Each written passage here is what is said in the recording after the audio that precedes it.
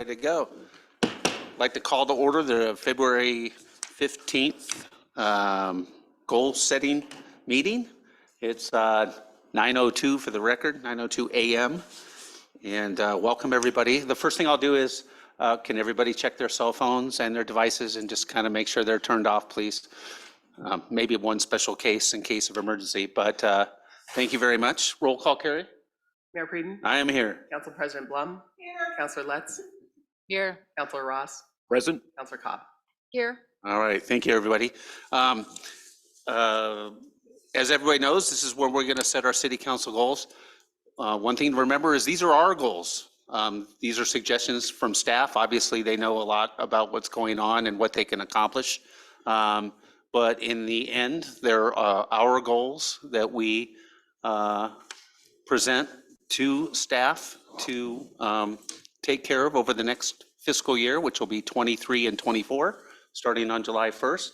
But we set the goals now, and then we're going to have a budget for these goals after we finalize them, and then we'll get to work next year on these particular goals. Joe, do you want to give us a little introduction about how this list came about and staff's position? Yeah, you bet. Thank you. Thank you, council. And on behalf of staff, we'd appreciate your participation in this. We're looking forward to kind of setting the pace for the next couple of years of action items on the staff level. But as the staff report says, these goals are kind of like 2-year goals, so to speak, and that represents the voting process, of course. And it gives us some stability in terms of timing and work plans as well for us to work within those 2 years. And staff got together several times, updated these goals based on things that we've heard, just our interactions with staff and council. So we've integrated a lot of that input and feedback into kind of the proposed goals set forth, and that includes the overarching goals and some of the more detailed items that follow those goals. So the mayor will kind of walk us through step by step. This will be a good opportunity for you to provide your input as to what's important, and then get consensus on that.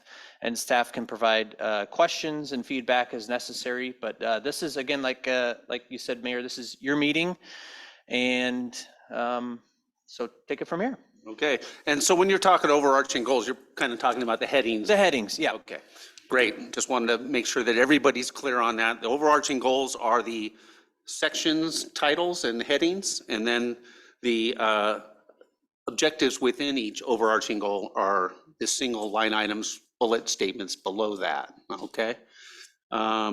So I think it's going to be worthwhile to just start with the headings and just make sure everybody's good with the categories that we have and talk about that and make sure we're not missing large segments of goals.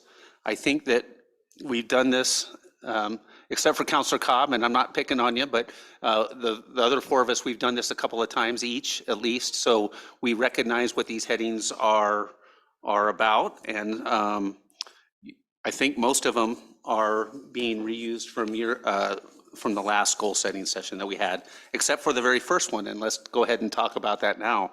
The first one is called, in the past it's been livability and growth, and staff is recommending that we add the word housing to that and throw housing items into this overarching goal.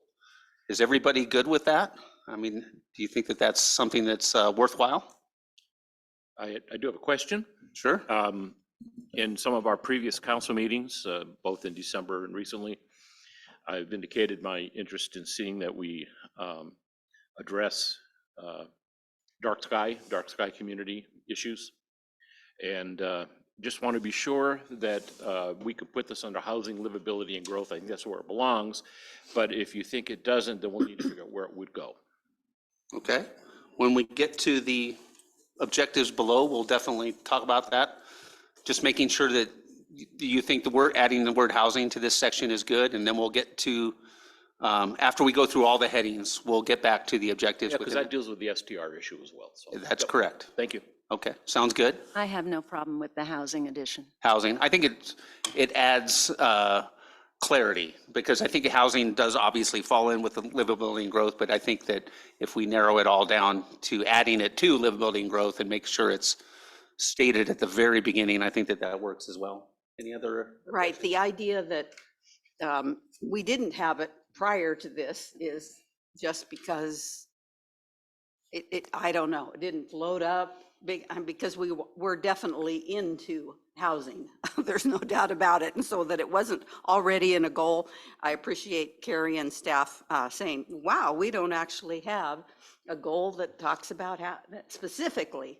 I think we had them as in sections in different Right, areas, whether it right. was governance or But I think economic development. It's or- appropriate to move it up to heading. I think so too. Okay, we'll move on to the next overarching goal, which is wildfire mitigation and community resiliency. Seems good by itself. Does anybody have any comments on that as a section?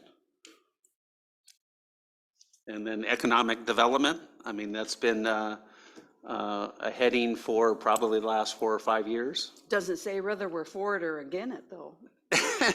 Well, we'll get to the Yeah. refined No, I- objectives. Yet, Smart ass. we can always remove things if we feel like we need to. And I'm kidding, of course. Yeah. But we can. The next one is essential infrastructure. Anybody have any issues with that title and having that as its own overarching goal? Okay.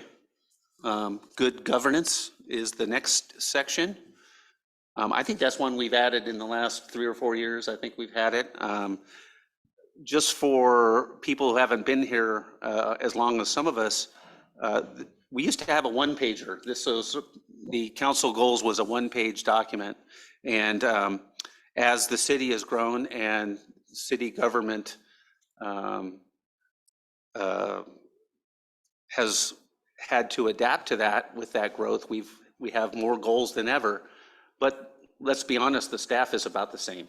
So we've just gotten busier and taken on more and more. And I really like what Jeremy from Northwest Housing Advocates said, or Alternatives said. He says, we like to punch above our weight. And to me, that's not just in housing. I think we do it across the board. So we're now 2 pages. And if we add too much, we could be at 3 pages. So I would say let's try and keep it at 2 if we could. The next item, overarching goal, is of environmental sustainability. I think that's a newer goal section as well that we've added just over the last few years. Is everybody good to have that as an overarching goal as well? Okay, and then urban renewal agency goals is the last one. They're kind of their own group of goals. It's a special situation, but it's good to list them in my book. Is everybody okay with that as well? Right, they weave into our other goals. They do. We use them, but by the same token, It's different money, it's right? different So, money. So, Yeah, I think it's good that we've had that the last few years as well. yes. Okay, it sounds like we're on the right track then. So we'll go back up to housing, livability and growth, and we'll just start breaking it down. And I guess the first thing we should do is go through what we have on here.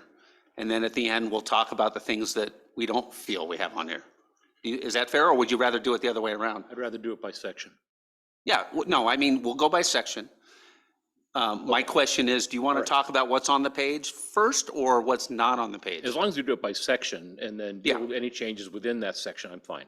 Okay, Mayor Preden? Yes. Just so council knows, we are taking notes on the changes you're making. It will not show up on the screen up here, and at the end of the meeting, if we're really good, we'll show you that place. So we always come back and wordsmith these before they come back to council again. So just wanted to let you know that Okay. that's happening behind the screen.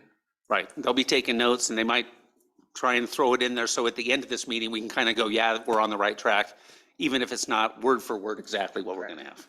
Okay, does that make sense, everybody? Okay. All right. So the first one that has been suggested by staff, and that I think this is a new one, it's leverage local and regional resources and partnerships to help the Sisters Houseless community. Is everybody good with that as a high-level goal? Is there any language we need to add to that?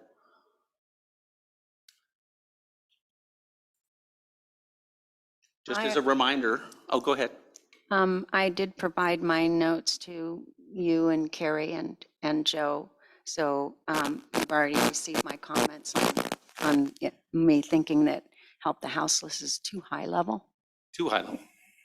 Does that mean we shouldn't have it, or are you saying that we should dive down a little further with our goal? Is that what you're saying? Yeah. As I said in my notes that I shared. I had, And this is a really good opportunity, Susan, because maybe not everybody got to read your notes or this, we have 3 hours, so please share your thoughts. You're welcome to share what you wrote. Yeah, I think this is the time. Okay. Even more so than the email itself. Okay. Yeah. I felt that we should clearly define what we mean when talking about developing affordable housing in our strategies, as it can range from 120% of AMI on down. And I think that's part of the reason why the public is getting confused that we're getting affordable housing. And right now we have set up with NHA to have it from 80 to 60% down. And it seems to me that focusing on the 40% down is something that we should really try to do as far as the AMI. So Okay.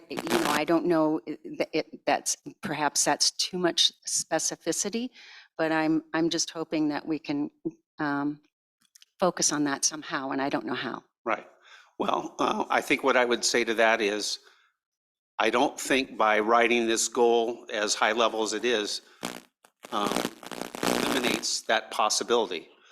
I think what this process is for writing these goals at a 40,000 level, so that when staff is accomplishing these goals and suggesting solutions to this goal, that a city manager has the flexibility to attract the kind of projects that we can attract, that we have the ability to attract, but also work within at the staff level to give them the flexibility to figure out what projects that they can distinguish, what projects they know they can accomplish as compared to what projects they think they can accomplish, but maybe it's not as easy because it's been drilled down so far.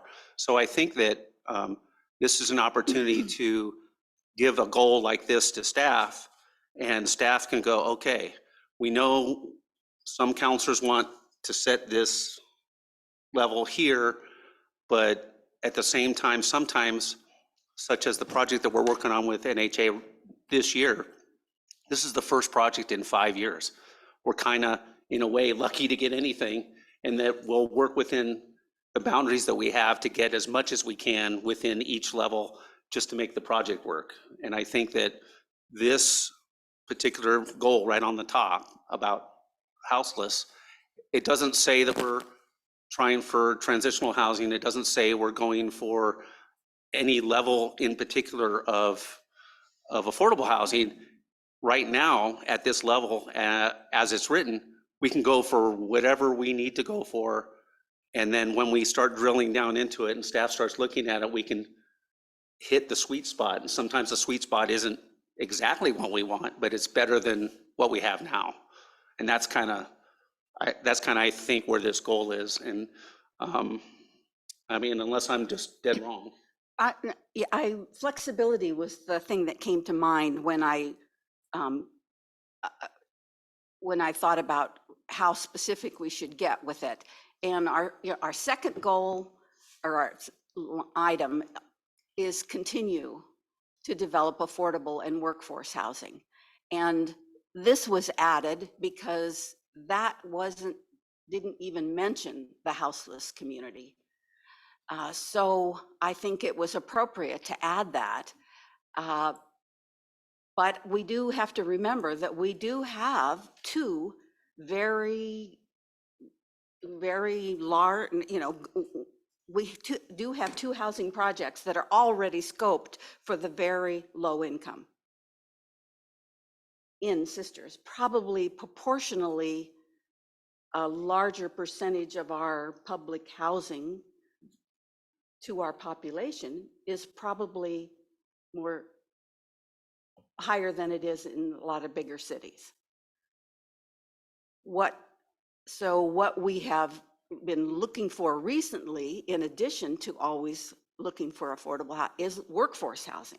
So we've sort of adding that. But we don't want to forget that we have the houseless to consider as well. So I think it's appropriate to have both statements in there. I agree that in order, we don't know what projects will be coming towards us. So we don't want to say, well, we want to target this percentage or that percentage or whatever, because the project will be appropriate for how they can get their federal funding and state funding and local funding. We're just a little percentage of that project probably. And so if we get specific, I think then we end up saying, well, we can't consider this project because we're only looking at 80% and below. I don't want to look at 80% and below. I want to look at, at least 120 or maybe even 150% and below when our housing costs here are so high. So I think this, once again, as you said, provides flexibility. And I think we have a greater vacuum of workforce housing than we do low income housing right now. Not that we should ignore one or the other, but in reality, that's the way it's worked out. I don't disagree with anything that I've heard. The goal is to make this as workable as we can for our limited staff size. You have to remember, we don't have a lot of staff here. We're not a Redmond or a Bend or a Eugene or pick your town, where they have people that could just be dedicated towards working on that. Add to the fact that the project we've been discussing, when we put that RFP out to look for someone to do it, we had one respondent, one, even though this went all over the Pacific Northwest and nationally. So the problem with getting too specific is I think it does tend to force staff to narrow their focus down, and we want to stay as broad as we can. I think that we've been kicked in the butt by the increase in housing in building costs, which certainly took a lot of what we hope was going to be workforce housing out of the picture in some developments in town that I won't name that I keep getting emails about. But the point is that it's a question of economics, and I agree with you that when somebody comes to the table, and when we start talking with these folks that we have currently about 120, 130% AMI, they couldn't make it pencil out if that was our goal. They're going to work with it to try to get us an average that will get some of those slots in there. But I think we have to leave it as flexible as we can. Jennifer, you want to weigh in at all, or okay? All right. So, and I think the last thing I wanted to say about that first bullet statement is that it says to help the Sisters Houseless community. It doesn't say how. It doesn't say in which manner. It's actually going to cover and leave open the possibilities to help them with services, to help them with food, to help them with housing, all. And that flexibility in staff gives us a greater opportunity for a wider range of ways to help. And I think that that's the main thing. Okay. So is everybody good with having that statement as is? The leverage, number one? Yes? Okay. Just got a head nod, everybody. Okay. So the second one, and we kind of brought it up, and I think it dovetails with this one. This is one we've had before. It's in the black. So continue to pursue resources and partnerships for development of affordable and workforce housing. I think that this is one of those goals that may be on this list for the time being. Is there anything we need to add to that, or? Good. Okay. All right. Number 3, this one might bring some interesting answers. Determine whether an urban growth boundary expansion will be pursued. What does everybody think about that goal? I think we don't know the answer to that until after we've had time to see what the current efficiency measures have in our building in town have caused. We don't really know yet whether we're going to need to expand it. I think that was a reason for doing the adding to the current units in the city limits already. Okay. Am I correct on that? I might want to ask Scott. Scott, do you think that this goal here determine whether UGB expansion will be pursued? Do you think that that can be done at the same time over the next year that we're learning more about how these efficiency measures are working for us? Certainly, that's one strategy you could pursue.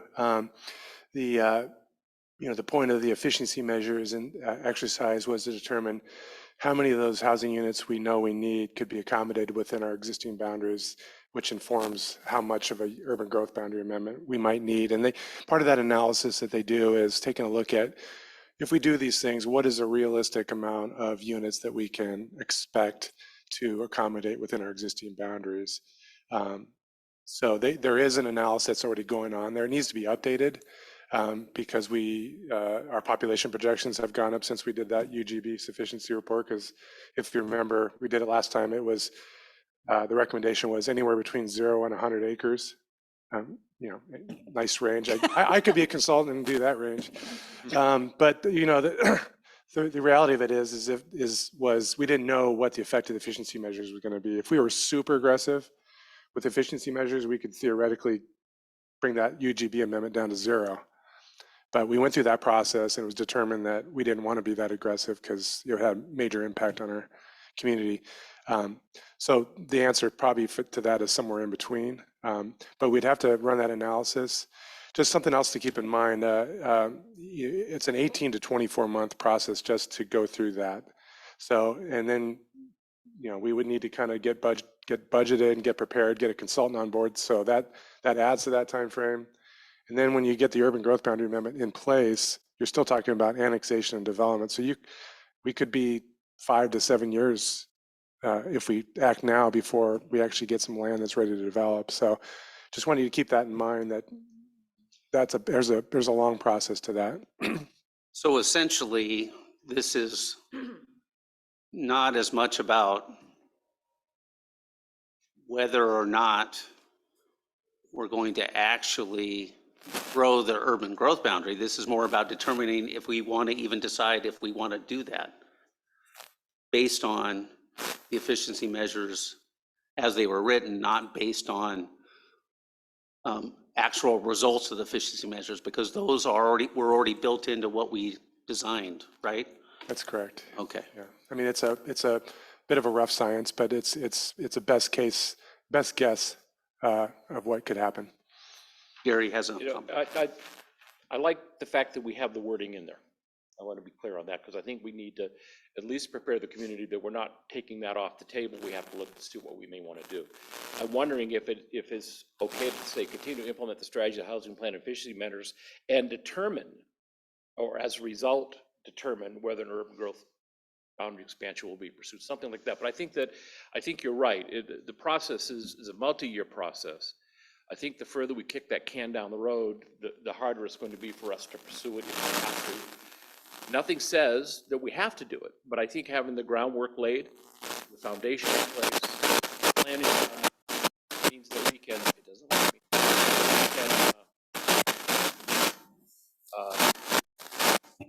means that we can move faster if we have to. Okay. Did you have a comment, another comment? Go ahead. Yeah, based on what you've shared with us, it just seems that part of that statement could be that we would want to do another analysis, right? Sure, it makes sense. It makes sense as a first step to update that UGB sufficiency report to kind of account for the increased population projections in that process we just went through. Yeah, I think for me, it was basically determine that within this next year, one way or the other, so that's kind of, it was an absolute thing. And it's definitely continue to, research and develop determine what's working, what's not working. Is it going to help, and do the analysis and whatever, so that we are prepared when the time comes. We've already got some work done, and so we're not starting from scratch. We need to continue, Yeah. but determine is sort of like, okay, tomorrow we're going to say, yep, let's do it. Let And- me ask him a question then. Were you already somewhat in your mind planning on getting an update on that urban growth efficiency report under this heading, under this goal? Was that already kind of in your plan? Yeah, it's is? something I've been talking about with the consultants that helped us out with Okay. to kind of put a bow on that process and give us Okay. the latest info. So, go ahead. So could we add that to this bullet statement and say, update, what's the exact term? UGB sufficiency report. Okay, so can we put that, add that to this bullet and say, update the UGB sufficiency report to determine if we're going to, and then I think that that gives us a clear goal of one thing, and the other half of it, maybe we get to it, maybe we don't. I mean, doesn't mean we have to determine, but at least we'll have a specific goal that we know we can achieve. And then it's like a sub-goal, the second part of it, like we do with many things. Sometimes it starts in the next year and then it carries over to the year after because we just didn't get all the way through the thought process And I or the would- workload. And I would say to help determine. Yes, It's not the determining factor. but it does help. It is a determining factor Okay, amongst some other determining factors. So it's not like, okay, the report comes back X, so that automatically means it it's excludes it, determined. yeah. Right. It doesn't exclude it, it doesn't Yeah. mean it's automatic, it just means it's gonna help determine. Does that sound good? You want to put that as a separate bullet point or add it to the? The front, I think the- it goes to the front of this bullet point and it's kind of one goal with a goal and then a sub-goal. Yeah, I think what will also work for that is actually to flip those. So I think we should put, as a third bullet point, continue to implement the strategies of the housing plan efficiency measures report as a bullet point. Uh-huh, And then follow that with determine whether an update for the UGB sufficiency report and help determine, let's see. Sorry, I don't have my lost wordsmithing me. down yet. But that second point, I think, followed up with that. We Because I think it was kind of not confusing, but they didn't, these aren't, in order, but I think that it would help to have those flipped, don't you? Well, my problem with determine at the beginning is it's a waffly word. Okay. And so I think that kind of what you said, to help, we need to have a little bit of action in there that we're going to do this to help us determine what our next steps are going to be. And, so I Not- lost the wording that we had. Absolutely. Unfortunately, I generally, What- stays in my head once and then it goes away. But I think that what I heard you say, Andrea, is the idea that we want to have something actionable there. And I think it can be tied either into or after the fourth bullet point. I think we're saying we want to, per your suggestion, we want to do the reanalysis of the UGB in order to determine. yeah, to help determine, I think. Yeah. Yeah, Yeah. I don't want the analysis to say, Separate. yes, we need to, and then, okay, we're going to do it. It's going to be one of the Determining factors. determining factors. I agree. Regarding what- Go ahead. What I have, update the UGB sufficiency report to help determine, continue on with the rest, whether an urban growth boundary expansion. I think that's perfect. Yeah. Yeah. Yeah, make it simple. Thank you, Carrie. Thank you. No, is that too specific? Because I know we're trying to keep everything at the Yeah. 40,000-foot level here, or whatever, but, and it's also, it does, I mean, I'm not disagreeing, but it also has a hint of that, we'll thinking about doing something, But we could think about it. Like, yeah, well. Well, but I think it does, I think the good part is it does lend itself, as Andrea said, that we're going to do this goal because we need to do that goal, which is update the UGB sufficiency report. But it doesn't mean that's going to be the only factor on the UGB expansion. It's going to help determine, because it's one important part, but the rest of it's going to be other things. So just thinking about timing, I think I could have that report probably back to you guys before the fiscal year even starts. And just thinking about that, this goes till June 30th of 2024. Do you want to add any more potential action items? I mean, there's room to do more work within that timeframe. If you guys come to that conclusion, either way that you want to pursue it, do you want to add and potentially pursue an amendment? Because we have time to there's a lot of time in there, in other words, and we can get you information back. This is something that I've been talking about with the consultant to get done sooner rather than later. So I think I'll have that information to you well before the fiscal year for next year even starts. Honestly, I really think that we need a good amount of time between that sufficiency report coming out again and any decision to go for a UGB expansion amendment.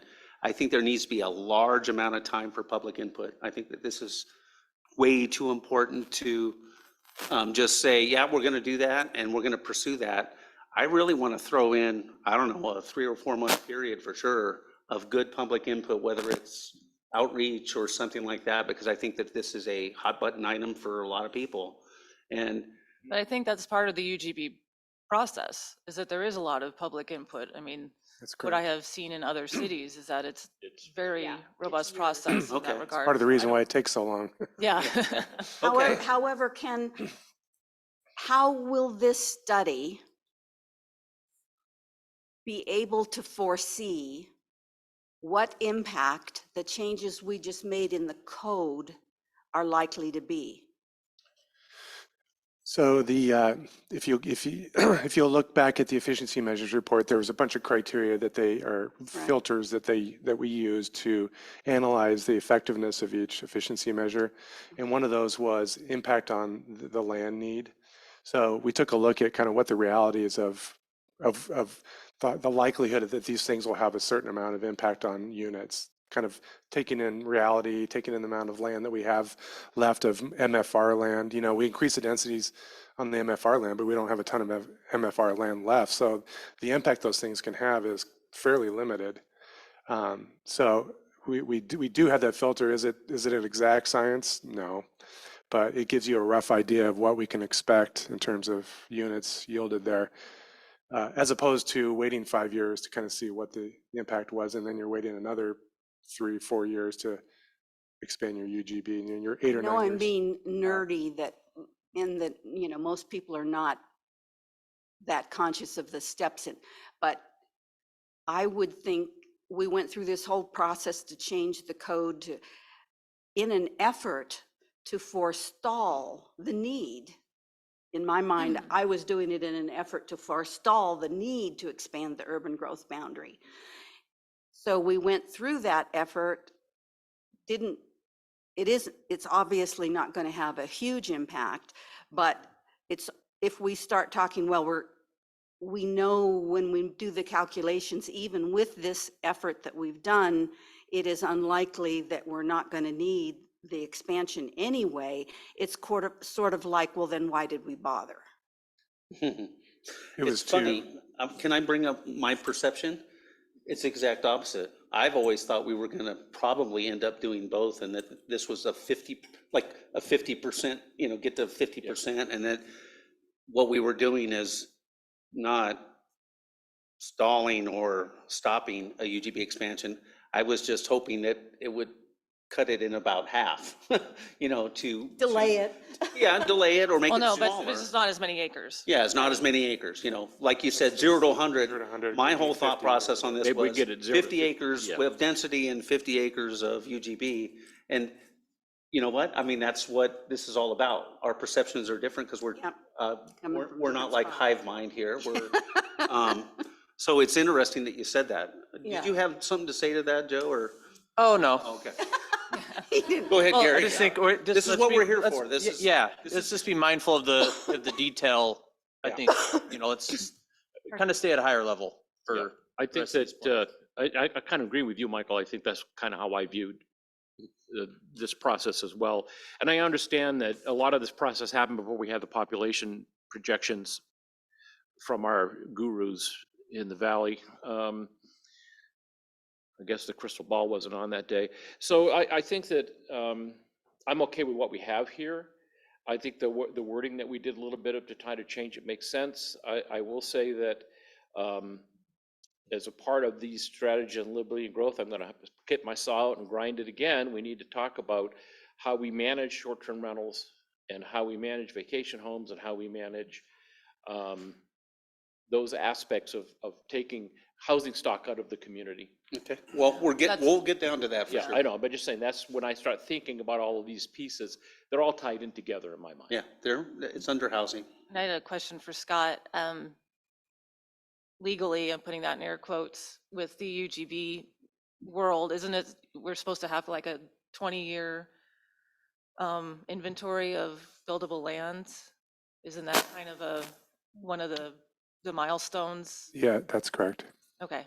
And would you say we don't? I would say we don't. Yeah. That's, Probably have a 5. that sucks in so many different ways. Unless we have a big recession. Yeah, well, Nobody Yeah. wants that. Nobody wants that. yeah, let's not root for that. Okay, can you read that one more time, Carrie, and we'll see if we can get a head nod on that? Update the UGB sufficiency report to help determine Whether an urban, the rest of it. If UGB expansion will be pursued. Yeah. Yes, Good. I can live with it. it's a little wishy-washy, there's no doubt about that. But does that give Scott, I'm sorry, did you have a? No, I was saying it's good. Yeah, Oh, I was just saying, does that give Scott, like you said, anything, a year and a half out to do? I think it'll get us to the next step, and then we can have that conversation based on that information, more informed, what you guys want to, what direction you want to go in. And I think that gives it some room to go either way. there, Is it just important enough to have UGB expansion on our list, no I- matter how wishy-washy it is? I think it is, because there have been times in the past where we had a goal and it was like, pursue it, and then we ended up doing it in the same year. I know some of Public Works projects have kind of done that, where we said, hey, we're probably not going to do that till 2 years down the road, but let's put it in the goal as pursuing it and getting it ready, and next thing you know, hey, the opportunity comes up to add scope. And I think that this is definitely one of those instances where it's good to have it on here. And, I don't think we'll be speeding up that process, but you never know.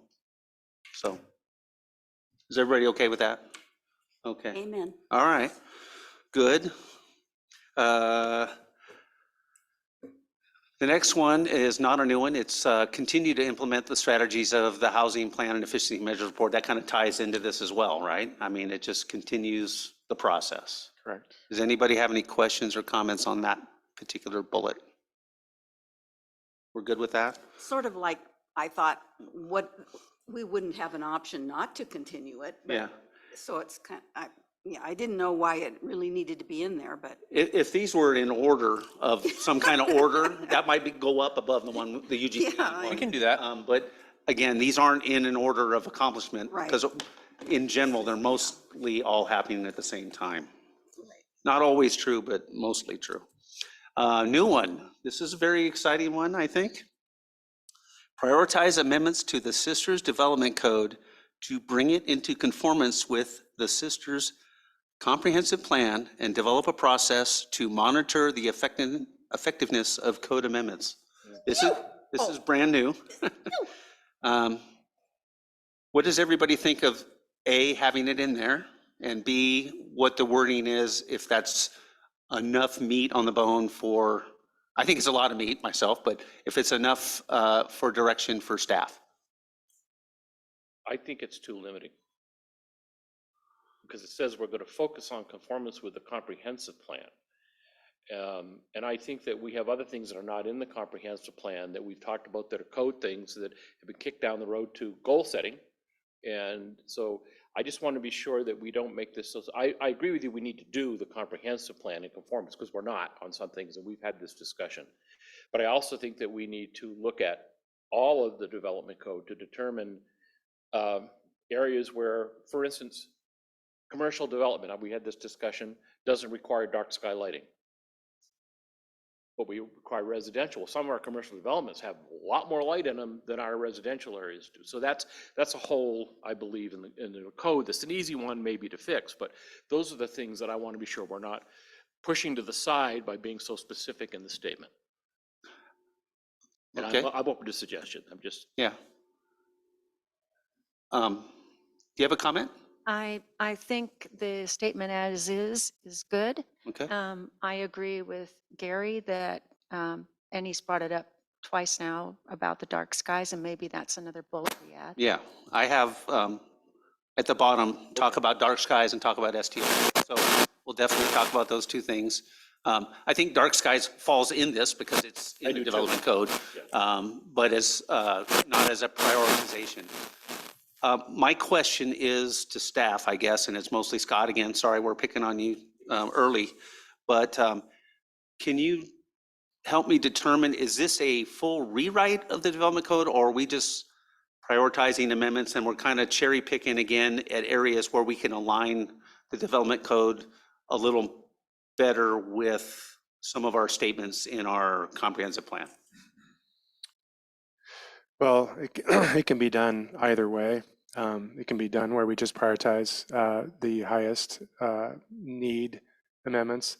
There are, you know, the theory behind a comprehensive plan is that your development code is the implementing document for your vision. So we know how long it takes to get code amendments done. So, you know, maybe in 20 years, by the time the document's ready to be updated again, we've fully updated our code, because piecemeal, it takes forever. It takes a long time to do that. In a perfect world, we would just do it wholesale, you know, completely take a look at it. There's other aspects of the code that we need to bring into conformance with state law changes, you know, specifically around clear and objective standards for housing. And also our sign code is not in conformance with recent Supreme Court rulings. So there's other elements that could stand to be cleaned up, but that could be a 1.5-year process. That could be a lot. I mean, we've got a lot of stuff on our plate. It could be a massive undertaking. So you could do it that way, but I think that's something that maybe we would kind of plant the seed for, you know, a few years down the line, and kind of just continue to kind of see if that's necessary. But in the meantime, we could do some kind of audit of our existing code and kind of show where the areas that we are maybe most out of conformance with, and kind of choose the highest priority ones individually. I've been through a code rewrite in, I think it was 2010. I was on Planning Commission in 2009 and was actually on a committee to help go through that at the city level. It's a huge undertaking to rewrite the whole code. I just wanted to make sure and get it on the record that that's not really what we're talking about, but I wanted to make sure that that's what you guys were thinking about. So we're talking about prioritizing amendments to the code, you know, again, like we've done in the past, in a surgical manner, and kind of doing an audit of it, and then picking the ones that we know can actually make change that helps us align our development code with the comprehensive plan. Is everybody good with that language and that thought process? So Gary, you're talking that there are things that are not in the code? I think That need to there are be holes. I considered? would call them holes. For instance, Okay. you know, we have language for housing, but we don't have language for commercial. And as, you know, could be shown by whether it's a fuel station or whether it's more development activity, the Tesla superchargers going in and out at Ray's, that permit's been pulled. All of those have lighting associated with them for safety and security. And but none of them in the code are addressed in the same way they are addressed for homes. So I don't care where it's done. Right. But my point is, it seems if we're talking about amendments to the development code, are we too specific? Do we put it here? Do we put it as another bullet? And I don't really care, Scott, where it goes. I just want to be sure that we button that hole up. We've heard very clearly from our community that it's a priority. And, you know, we know that the old code was not really enforced and was really pretty generous.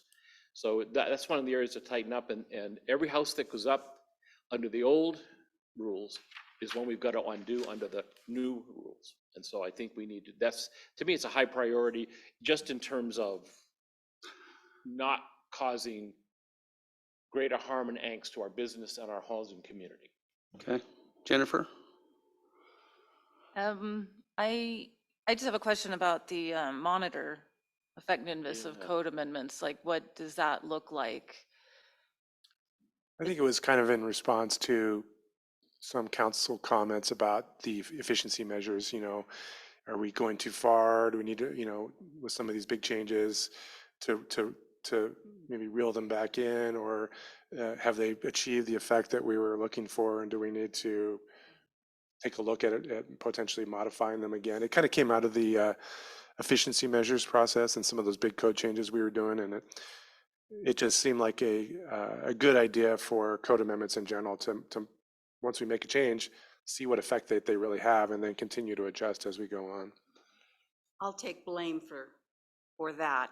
I've been very concerned about, since I've been on council, we have reasoning behind why we go this direction as opposed to that direction. We're trying to move something forward, get a certain result, but we don't always stop a year or two or three later and say, well, did that work? We imposed changes on people's lives, and we don't necessarily go back and see what that impact actually was. And I think we need to be more responsible about the impact for the decisions that we make. And especially, it came big time to, we're making some big decisions here on housing that everybody in the community is very interested in, and we want to make sure that the intended consequences that we were searching for are the consequences we get.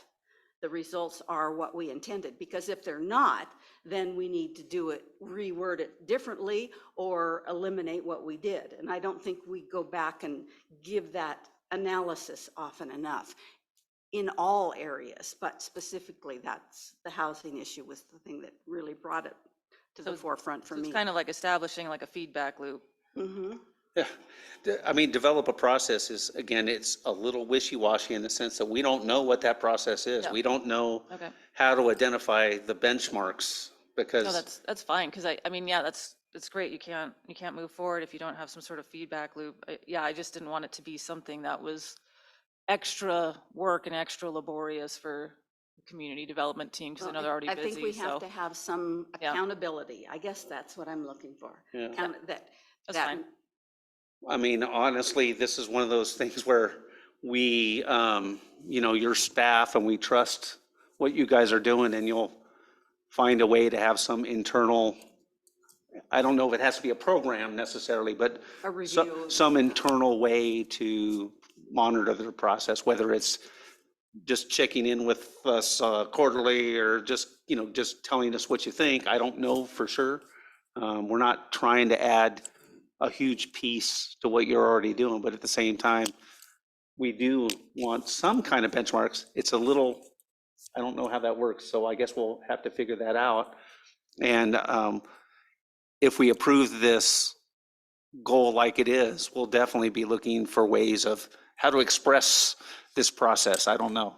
It's difficult. It's broad, and I kind of picked up on the monitor. The process to monitor can be tough. It's not going to be empirical. So I mean, it's going to be really more judgmental. It may be that we have certain large empty lots in town now have multiple housing units on them under the new code that meet the density.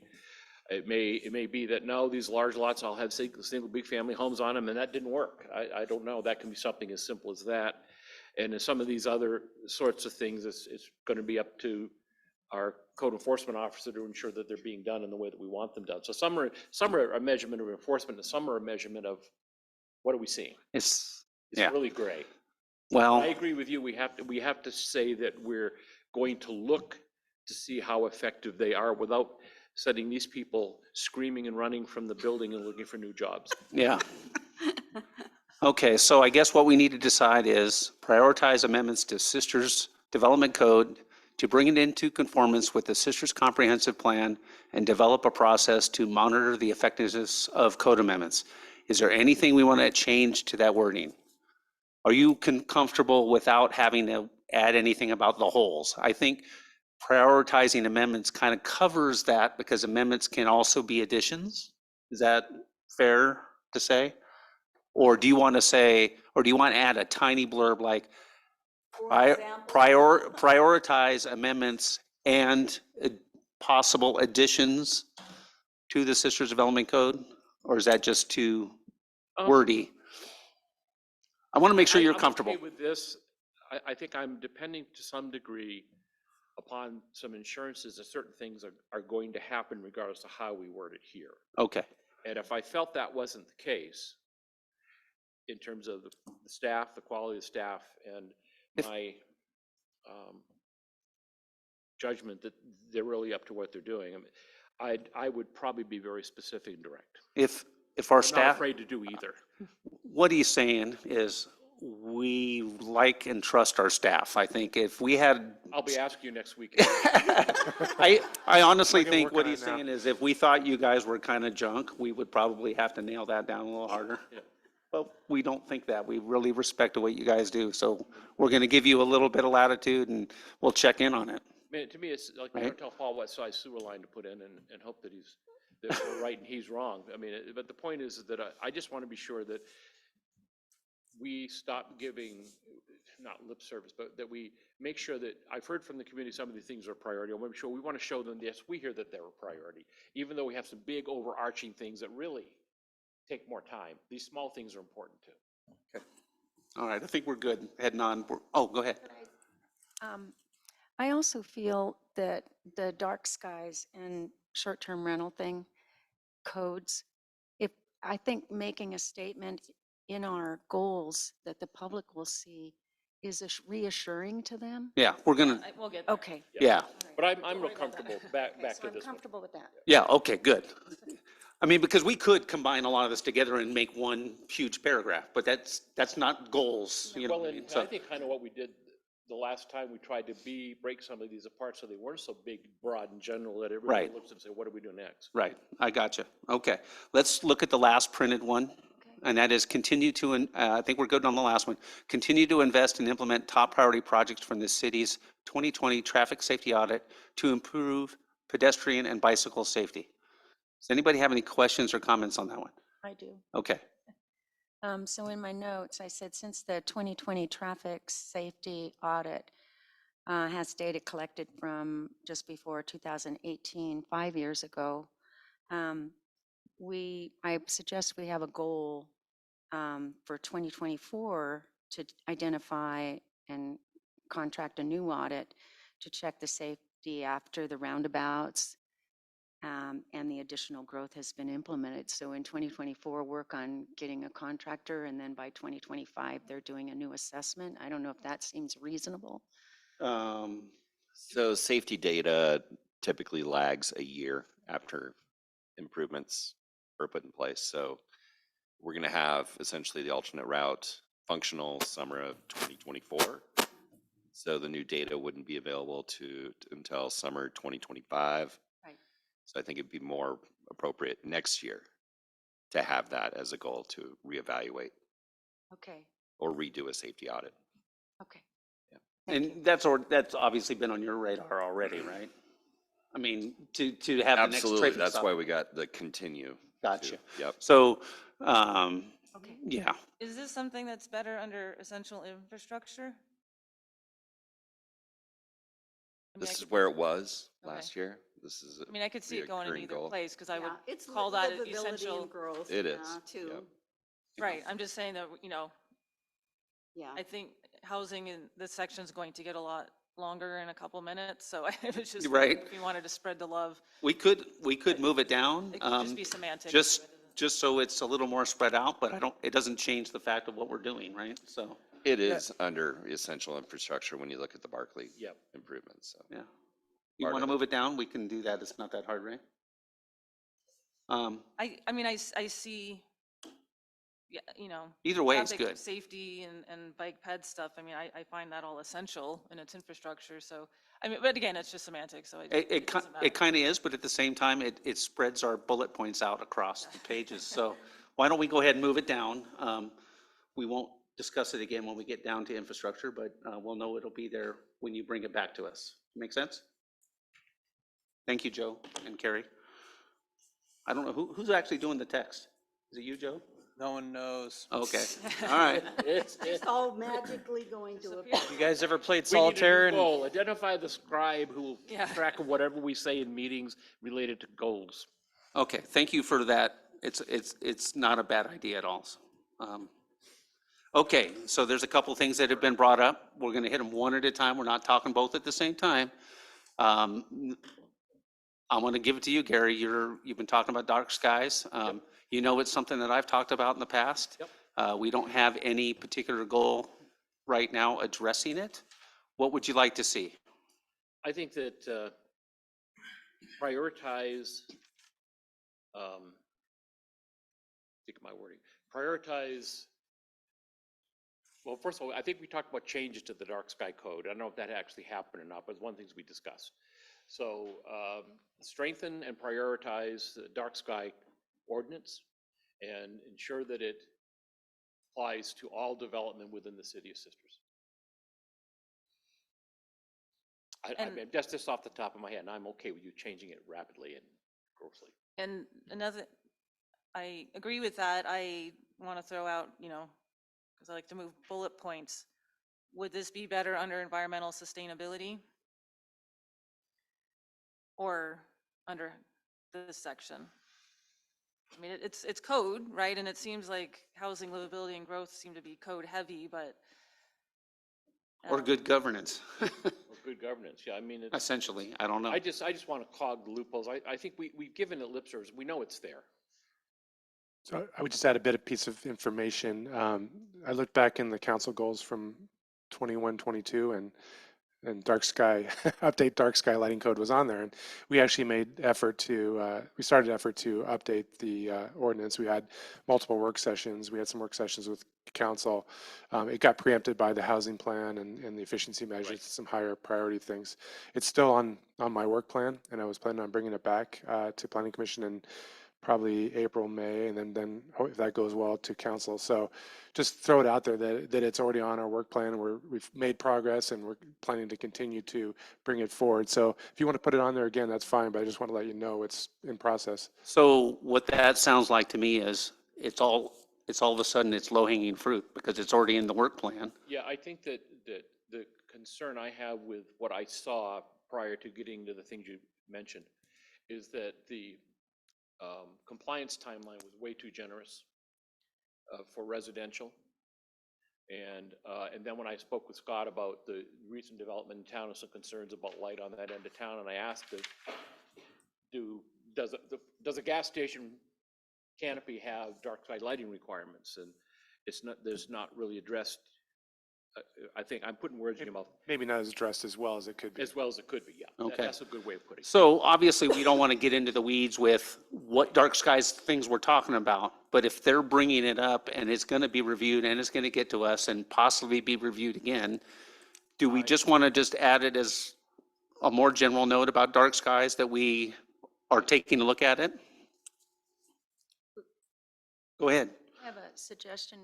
We use the word continue once in a while in these.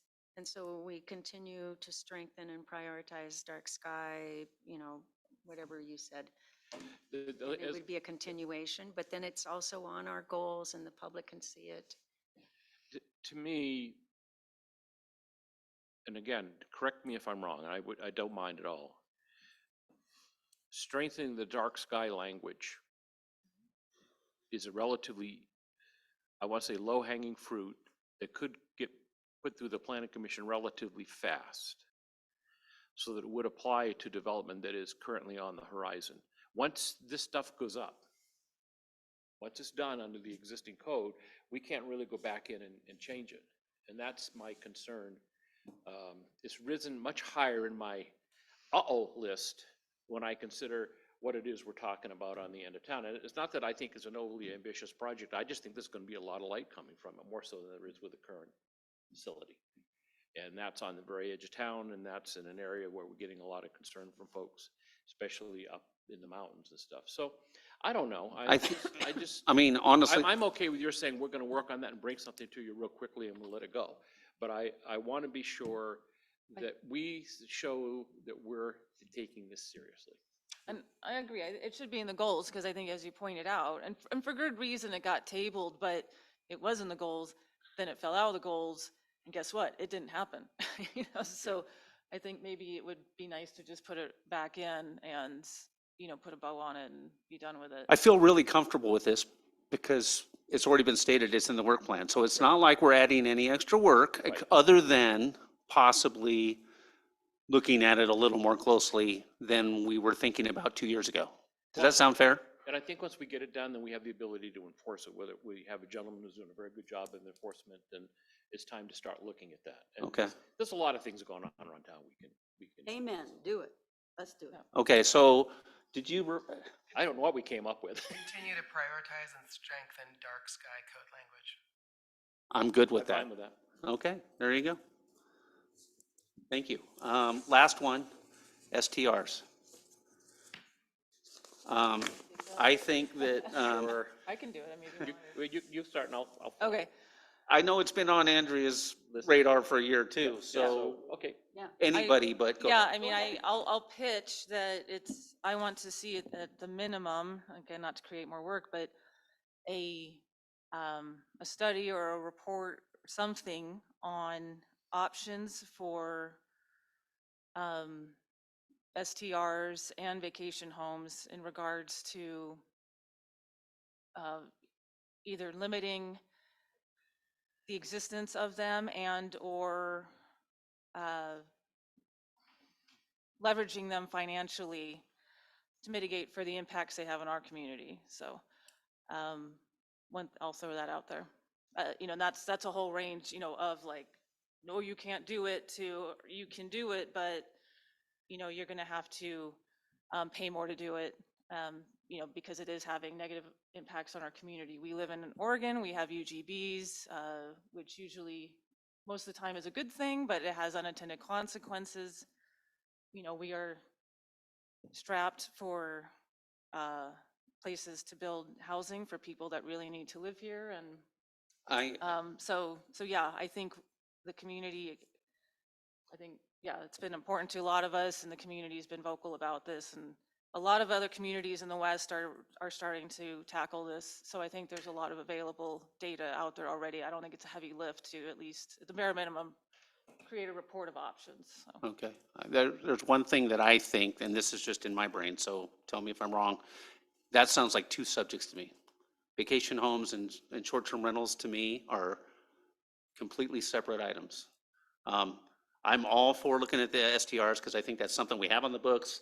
It would be easy to look at, find how to strengthen it, and in a way limit it if we change the rules. And I think that that's one thing. I think when you're talking about somebody's second home, I don't know, that seems like a different ball of wax.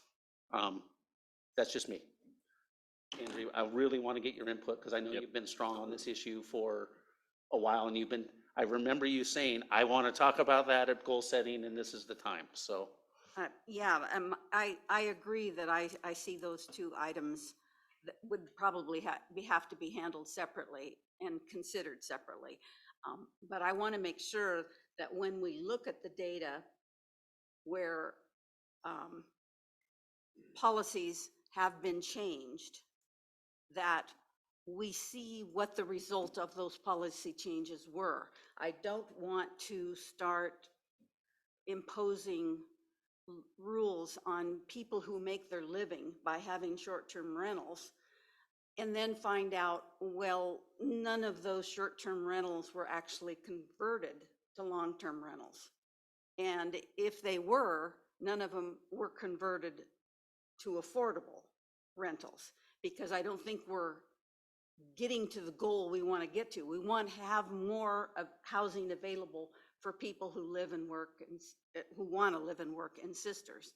And I want to make sure before we take citizens' rights away that we know that there has been a proven track record that the way we do it gets us to where we want to go, and doesn't just end up having expensive rentals that are long-term, or they just get sold. So then there's no rentals. Well, but then somebody has a house that they can live in long-term if they buy it, Right, but Yeah. chances are that house is gonna be $700,000. So we've Yeah, made but a we- but yeah. we have plenty of those. Yeah. We don't need to Yeah, this is a take little in the people's weeds, but- rights away to get the option to have another house that nobody who lives here currently can afford to buy. Gary, go I ahead. think that there, to me, there are two parts to this. One is the long-term strategy, and one is the short-term strategy. I think that for the short term, I would like to have us look at adjusting the distance that we now allow. I think 250 is generous. And Ben just moved their code to 500 square feet, 500 feet Around. And I think that that would make a lot of sense and be a really very easy thing for us to implement as a short-term strategy with a lot of new housing coming on to ensure that the bulk of that housing goes to housing, either second homes or as residences. I think that especially when you start to talk greater density, having owned property in Sun River and knowing what it's like to own a house and live there surrounded by short-term rentals on a party weekend, it's not pleasant. And I think that we don't want that for our town. We've all had that discussion, made it very clear. We also don't want to prevent people from coming here and staying, but we have had people raise some good points. There are times when the short-term rentals are full and I see people buying groceries and things like that, and our local hotels and stuff are 80% capacity. Right. So to me, and people say, well, then you'll lose the tax revenue. Well, yes, no, but I think that initially we ought to look at future short-term rental applications having that 500-foot limit. And then we begin to look at, as Andrea suggested, and try to address the existing plethora. And do we do something with vacation homes? Is it a tax? Isn't it? Those are all, to me, the two different discussions as well. And we also need to see what happens with some of our communities on the coast that have implemented bans that are now in court to get a sense of how the courts are going to rule. So we're not playing that game. But I think that we can make a 500-foot rule with minimal impact to anyone other than perhaps potential developers or speculators. I would like to say real quick is, I think we got to study it and at least determine that. That's the most important thing is High level here. look at it and then possibly implement policy if we all agree that that's the right way to go. And I think that that can be in one statement. It could be, look at short-term rentals, have a little study on it, study short-term rentals to come up with ways to change the code. And then also change the code. And I think that can all be in there. And because I don't think it's going to take a full year to look at STRs and make some decisions. But I would want to get some information from staff before I made a decision, a final decision, which is how many are doing this, how much money's coming in, all that stuff. And that's part of the study part. So we're not making a decision without at least looking at it. Does that make sense? And I know you want to talk, and I know you want to talk, right? So I just want to keep this at a high level. there you go. Yeah, I I'm just okay want with a the high bare level. minimum. I want study, I want data, because that's been the thing. It's been this like conversation. Well, little bits and pieces. as Susan has pointed out, and not just STRs, but in other areas, the public is a little baffled by some of the things that we talk about and are doing because they don't have the data either. We don't have it, they don't have it. And so go ahead, and sorry if I took your thunder there. No, you haven't taken my thunder. Okay, but go ahead and talk about your part of STRs and what you want to see. Well, I'm not going to repeat what I sent to the other day, but I just want to comment relative to what I've heard here, that some of the second homes are short-term rentals, but they are, there's about 20% that aren't being used, and I don't know how many of those in our city are people who have purchased a house near them and did so that they could set it up as a short-term rental, which they don't use as a short-term rental except to just qualify each year having that short-term rental used once a year. And I don't know how many of those there are. Yeah. But so I don't think we can keep second homes completely separate from this short-term rental study, because I think we need to know that. No, I mean, I think attracting data is Yeah. always a good thing. We just have to be mindful, all of us, is that we're not adding too much to staff's already busy Right. schedule, right? I Right. mean, but at the same time, we can't make decisions without data. right? So, And the other point is, I agree with the idea of expanding the distance. Um, And I think out-of-town investors, so the owners of the homes that are short-term rentals, I have no idea how that it's possible to limit that, if at all.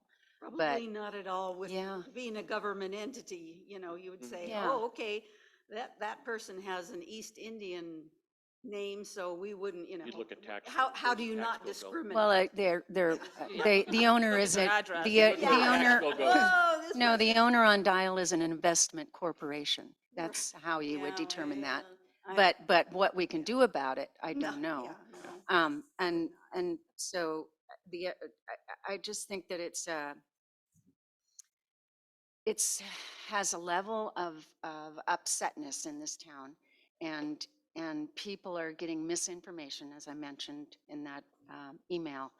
And I think we need to, respond to that in a positive way and explain what we've already done and what we're working on. I think that communication is really critical at this moment. yeah, How well, we and, do that, I don't know. yeah, That's under good governance. Yeah. and I can honestly say that I think that us talking about it now is part of the response, but the biggest part of the response is saying, let's put a goal on here to evaluate our current STR code Yeah. and determine if we want to change that code. Determine if modifications. What, yeah, I mean, Yeah. Carrie and Joe, I want them to Wordsmith. Yeah. wordsmith that for us all and make that goal something that we can all agree on. But, looking at what we're seeing on the screen and looking at what's going to end up being our goals, dark skies and STRs were not on there, and now they're going to be on there Yep. in some form or another. And in that way, the public really can't say we're not doing anything. They're Unless we don't do goals. anything. Unless we not, but obviously, when we put these goals on here, Yeah. again, we're handing it to staff and staff's gonna run with the ball. They're gonna go with They've it. shown that they've done. Right. it. Yeah. We have a But they proof may There- come back and have us reprioritize. There are- because There are other things that come up and get in the way. There's no doubt. I would rather plan, and I do this in my work, is I plan at 110%, and sometimes you have to trim a little fat. And we do that every year. There's usually one or two goals that just don't fit in the schedule. You sound like an airline selling seats. I know. Yeah. Well, this But I clearly is a priority to Yeah, everybody. yeah. So Yeah. I think I'll so. keep it. You know, How it gets worded is not important. I wanted it in there that memorializes it. I'm still going to be difficult on this as time goes on. So Yeah. And I would prefer it if it also. lock me out of the building if you need to. Go ahead, Jennifer. Separately or together addressed, second homes, third or fourth homes in some cases. I mean, I don't have to die on that sword. I mean, we could just call it non-long-term housing. Put everything else under there, but I mean, if you guys just want to narrow it down to STRs, that's fine. But I think that's, Can I read it? Absolutely, go for it. Evaluate the current code to determine what modifications, excuse me, need to be made to mitigate the effects of short-term rentals and second homes on our housing stock. I don't know if the housing stock's the right word. That sounds good. In our current, in the housing situation. I don't We know. can blend these together. I've Yeah. got evaluate short-term rental code language or permit activity to determine modifications if necessary in order to mitigate negative impacts on the community. Okay, I think that, Some Yeah. kind of mix of that, we got it. Yeah. Throw it up in the air when the words all land in order, you Yeah. got it. to me, that's a housing issue and should stay here in that I think portion. it is too. Okay. Everybody good with that? Yeah. We don't have the final words, but again, we're gonna see this again before we approve it, so. good options. All right, thank you.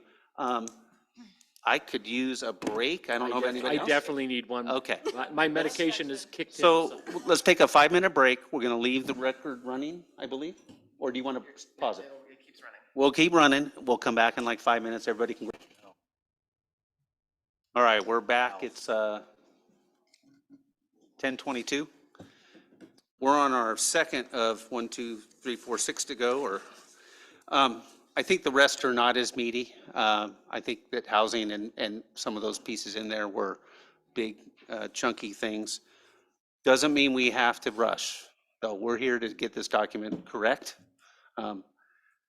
I'm fighting myself as I run meetings to like, hurry up, we got till 12, let's get it done before then. But at the same time, we have to get it done correctly. So don't feel bad if you want to talk about something and I'm trying to get you to move faster. It's just my nature. I'm not trying to be rude or anything like that. So on to wildfire mitigation and community resiliency. All of these goals are black on the monitor or on the sheet, which means they've all been goals in the past in some form. And so I'm going to read the first one. There's 3 of them here. I'll go with the first one. We'll go one at a time. Expand partnerships and identify grants with county, state, and federal governments regarding wildfire mitigation and natural disaster preparedness. Does anybody have any issues with that as remaining a goal and continuing to be a goal? Okay.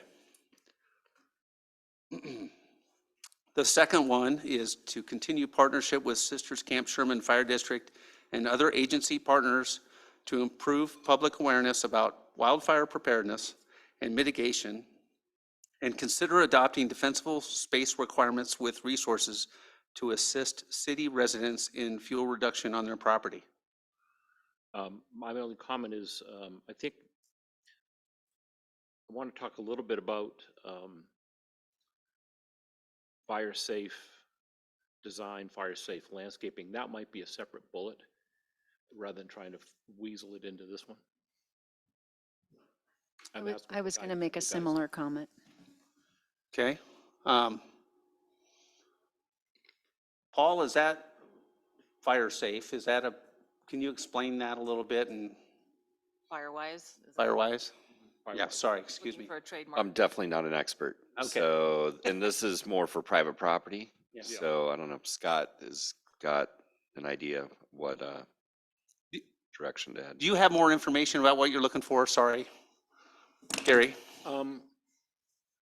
I'm thinking about, I'm not sure if well, I guess,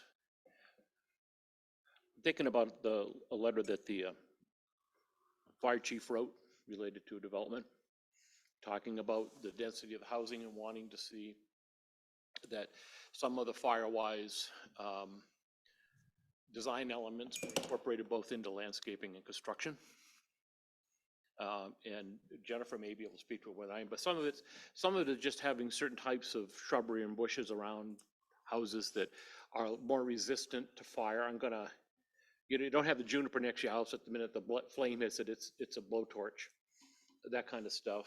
And also looking at exterior construction materials that are like cement board or something that's fire safe. So you don't get in dense housing projects fire hopping house to house to house to house to house. Sure. Because they all have combustible. And it's something as simple as, I think, 1/8-inch screening in the attic vents to keep the cinders from flying in. Jennifer, did you want to add something to that, to expand upon that? Yeah, basically, there's kind of 2 standards out there right now. It's fire-wise and then NFPA, which is a National Fire Protection Administration. NFPA? NFPA, Okay. yeah. And yeah, there's 2 different, this goes into 2 different worlds. One is home or structure hardening, so it has to do with the structure itself, like what he was mentioning. And then there's defensible space, what you do with the land. So that does kind of go into 2 different worlds code-wise, right? Because, structures have codes and requirements. Landscaping can have that.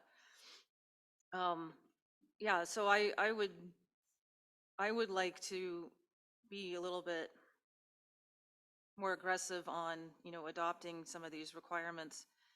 And again, what I've heard, I'm not the authority here by any means, but what I've heard is that, the state is going to bring out, code changes but they're, especially around defensible space, but I heard they're going to be pretty watered down as things have, once they get through State House, unfortunately. So we always have the opportunity as a municipality in Oregon to have stronger code than what exists.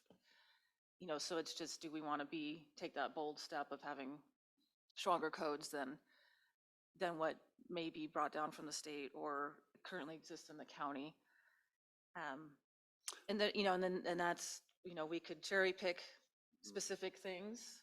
We could just, about the foundation vent attic screening is a really critical one. I mean, we already have codes about you can't have shake shingles. That's a longstanding one. Okay. Regard. So yeah, it's, I would like this to be a little bit more aggressive. So it would be its own bullet. Pointed, and I think its own bullet would be good, but yeah, I'm just kind of pointing out that. Okay, can I it's the ask? Same issue, but yeah, landscaping and housing, so it can be Okay. a little weird. Okay, I think I got you. I want to ask a question to you then is, you said the Firewise is more about defensible space, is that correct? That's what the Firewise is? Yeah. Okay, so my question to you is then, and I guess to Gary and maybe even you, because you kind of said you supported what they're talking about is, does that fall into this bullet, the second bullet item where it says consider adopting defensible space requirements? And does that cover it enough for you, or are you thinking you want to specifically state something about Firewise? I guess is my question. I think that if I were to wordsmith this one, Okay, I would say continue partnership with other agency partners to public awareness about fire preparedness. And then we get down to, take the word consider out and work towards adopting defensible space requirements with resources. So rather than consider, which to me is like, okay, we thought about it. Yeah, but Next. Thinking about. so work to adopt Yes. defensible space work toward requirements. adopting. Yeah. Work toward, yeah, because I think it's not a simple process. I mean, some things in terms of development code about the cost of an attic vent or a foundation vent with a finer screening is not really significant. Okay, It's probably more because it's more, but it's not really significant. And those are things, but I think that we need to listen to our community safety experts, that when we start adopting some of our new code changes for more dense housing, houses closer together, property lines closer together, we need to think about an event coming into our city and hopscotching through, and what the fire department is going to save those houses they can defend. The rest they're going to ignore. And if you don't believe me, just drive down either San Am or Mackenzie, and you can see the effects of okay. houses with defensible So, versus not. okay, so you guys were talking about Firewise and NFPA, Mhm. and I think that the Firewise portion of it is covered by that particular line item by changing it from consider to work to adopting defensible space requirements. Is that fair? Works for me. So the second part is NFPA Yeah. and their boundaries of, I guess it's hardening structures and requiring more defensible structures.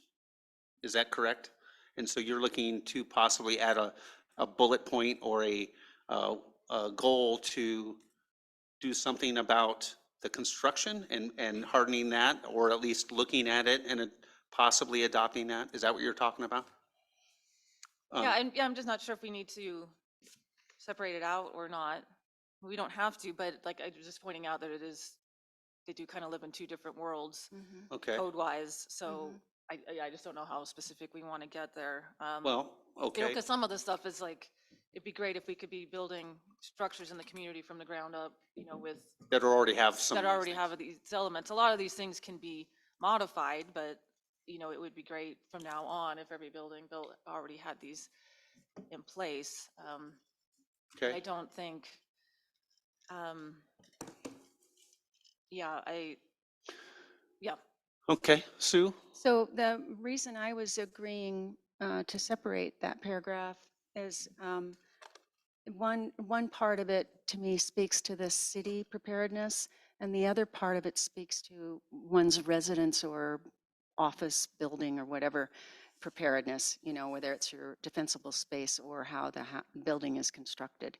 So I just felt that those were two separate focuses. Okay, so I think, is there anything that you want to add to this, or?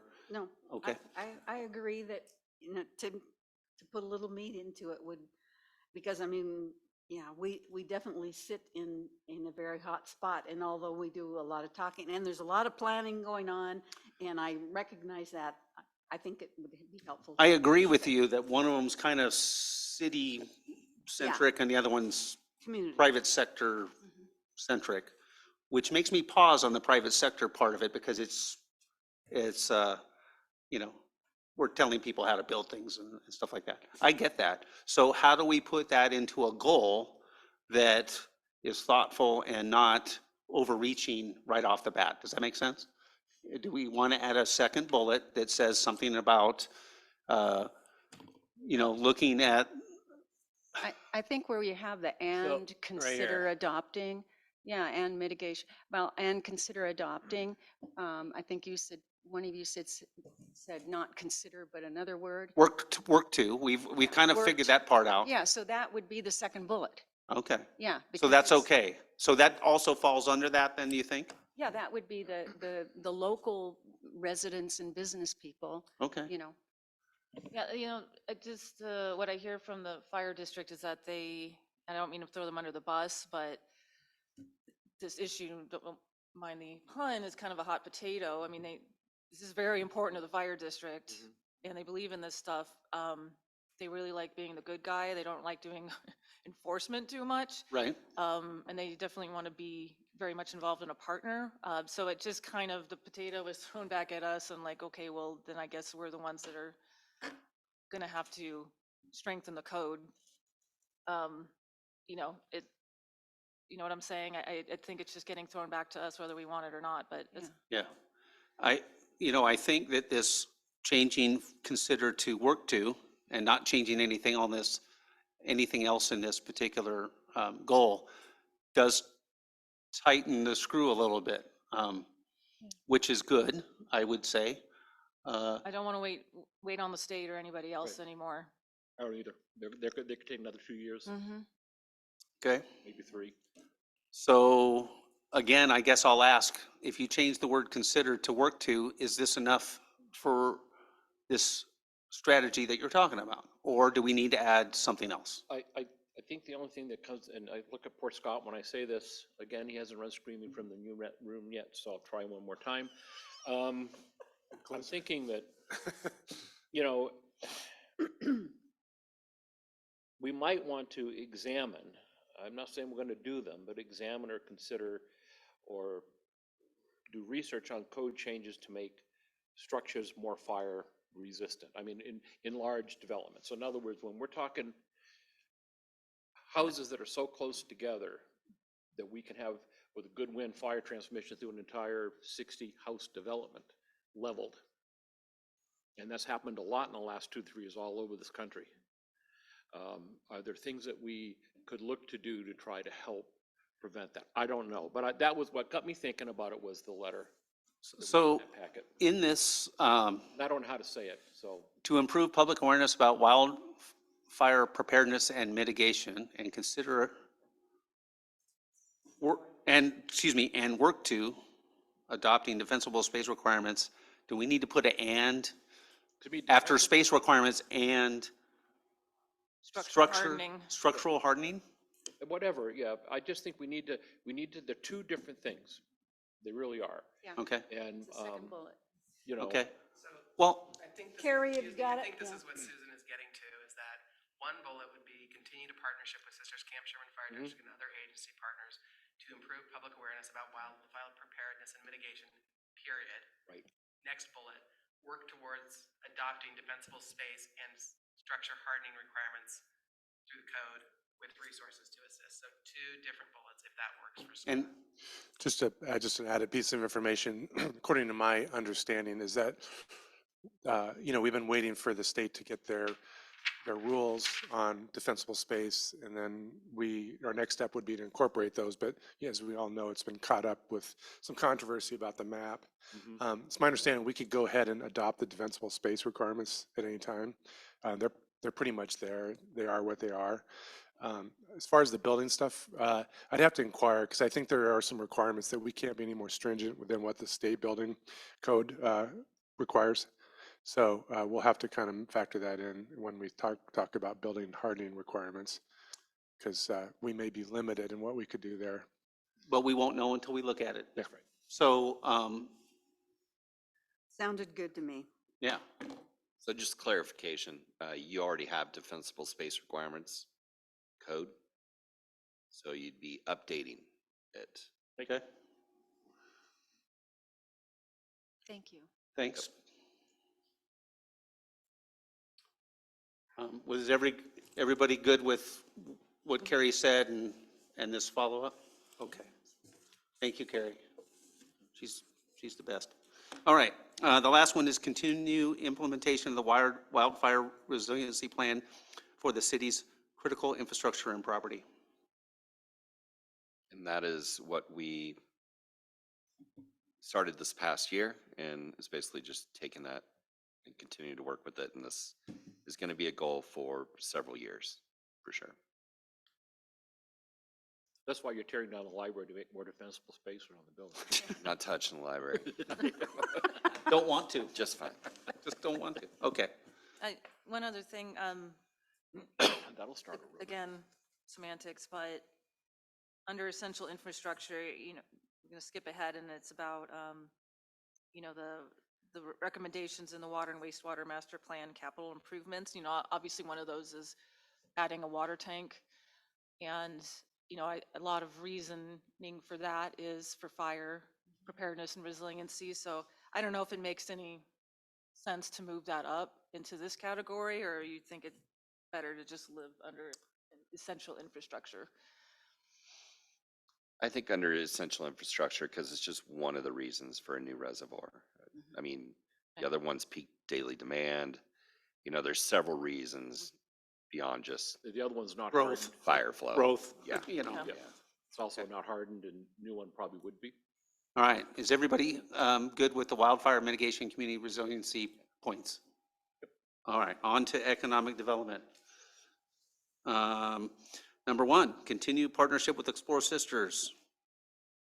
We good with that? Eric's here, he's looking at us. We want it really, Do we? do we? I don't know, we've gotten I rid of don't it before. know. We- You know, I got heard it was this running far. pretty well, and then they put a new city council rep on it. It's gone right to the dogs. Oh, I know. who's that? I know. Who is the EDCO rep? Yes, Okay. amen. All right. Feed him. I'm just going to throw this out there, not because Eric's here, he's doing a good job. The communication is as good as ever, if not better than ever. So thank you. On- Go Oh, ahead. I did want to throw out there,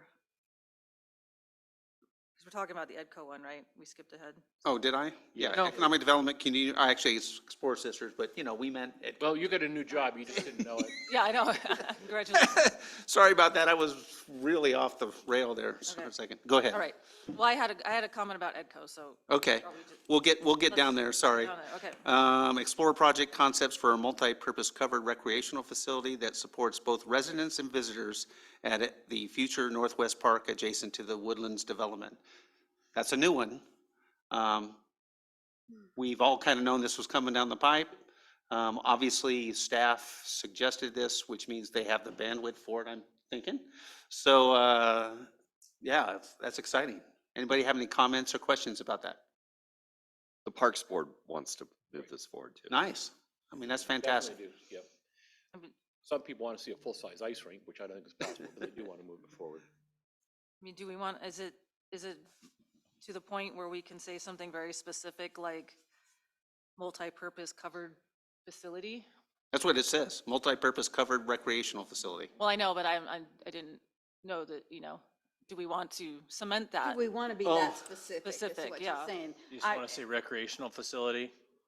I mean, I'd be more comfortable with that personally, but Or just say the word, multi-purpose recreational facility, period. or what Corey used to say, public amenity. That's kind of what that was the words he used a lot, was just some kind of public, well, that could be a bathroom. Yeah, that's Really maybe all nice we get. bathroom. Really nice bathroom. Paul, and others can speak to this, that we've moved probably to recreational facility in some of the planning, but not quite to what. it's exactly. pre-planning, But- obviously. But it- I'm okay with that. Okay. Because that's kind of the language that's been used historically throughout this Or you could just- idea. Erase the word covered. Yeah, we just got rid of covered. Yeah. Yeah. Okay, I'm good with I'm that. fine if you get rid of covered, yeah.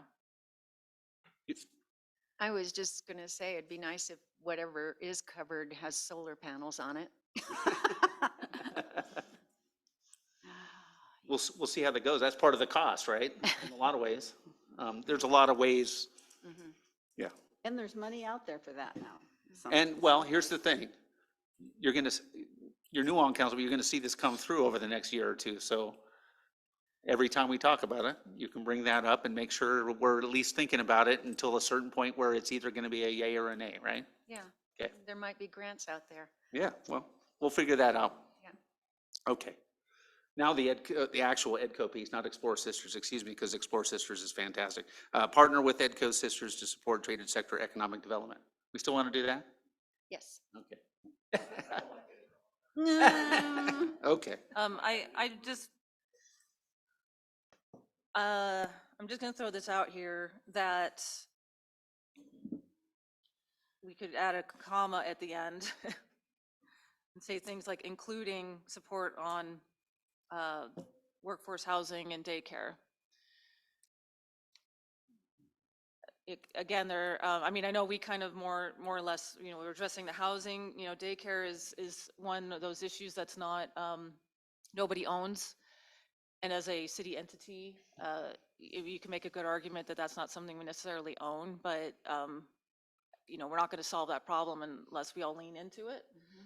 And EDCO, I think is a great partner to be helping, and I know Eric's already been working on that. So it's one of those things I would really like to see that word in the goals somewhere, even if it's tossing the potato over. So including, we don't even have to say workforce, we can just say including housing and childcare.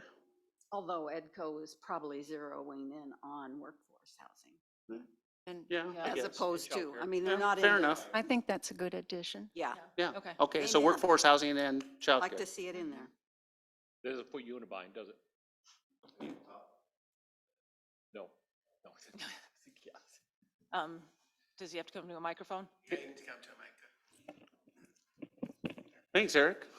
Sure. Well, we can do it that way. That's all right. I got it. We can do it that way, or, I'm developing a board. We're going to have goals, action items. It could be contained in there too, but I think you want to see it in the city goals, so I'm fine with that. I think at this overreaching level, this high level, EDCO and a board of EDCO would all kind of be wrapped together. So I think for now, until there's actually a board, and maybe in the future, we might be able to have some goals that are high level EDCO and then board level EDCO. Does that make sense? Yeah. Okay. Yeah, if we said like include, But not limited. comma, including assisting with housing and daycare. Sure, that's great. Not making you We're- own it, but just Yeah. leaning in. Okay, I think Carrie's got that. So we're all good with that? And Carrie nodded you. at me, so, okay. No more EDCO jokes for Explore Sisters. Jokes, sorry about that, both of you. That's what you get for showing up. I'm sorry. Bad mayor. Okay, next is essential infrastructure. The very first one is develop a funding strategy and initiate the design and construction for high priority projects from the newly updated water and wastewater master and capital improvement plans. Questions, comments? Just take the word master out and say water and wastewater capital improvement plans. Okay. Thank you. Anybody have any issues with that one? No, I really want that to happen. So Yes. Do you want to comment anything more or no? Okay. It's all a process. Yeah, So you it's gotta check one box before you can check the next box. So It's in the works. Okay. Everybody's good. Okay. Complete design and initiate construction for the Barclay Drive alternate route improvements. That's a new thing, It's a because that's a new must-do. thing. We don't have that yet. We know the roundabout's coming. So this is one of those high priority things that the trucking industry needs to have and that we want to have, because we're not just smoothing out the curves, we're actually going to make a really nice corridor. Anybody have any questions or comments about the wording of that or dissension? I don't think anybody's going to do that. I think we're good with that. Thank you. Check, check. There's one more. and that's on the second page. Develop and construct water and wastewater system emergency preparedness projects. Now, that's a new one.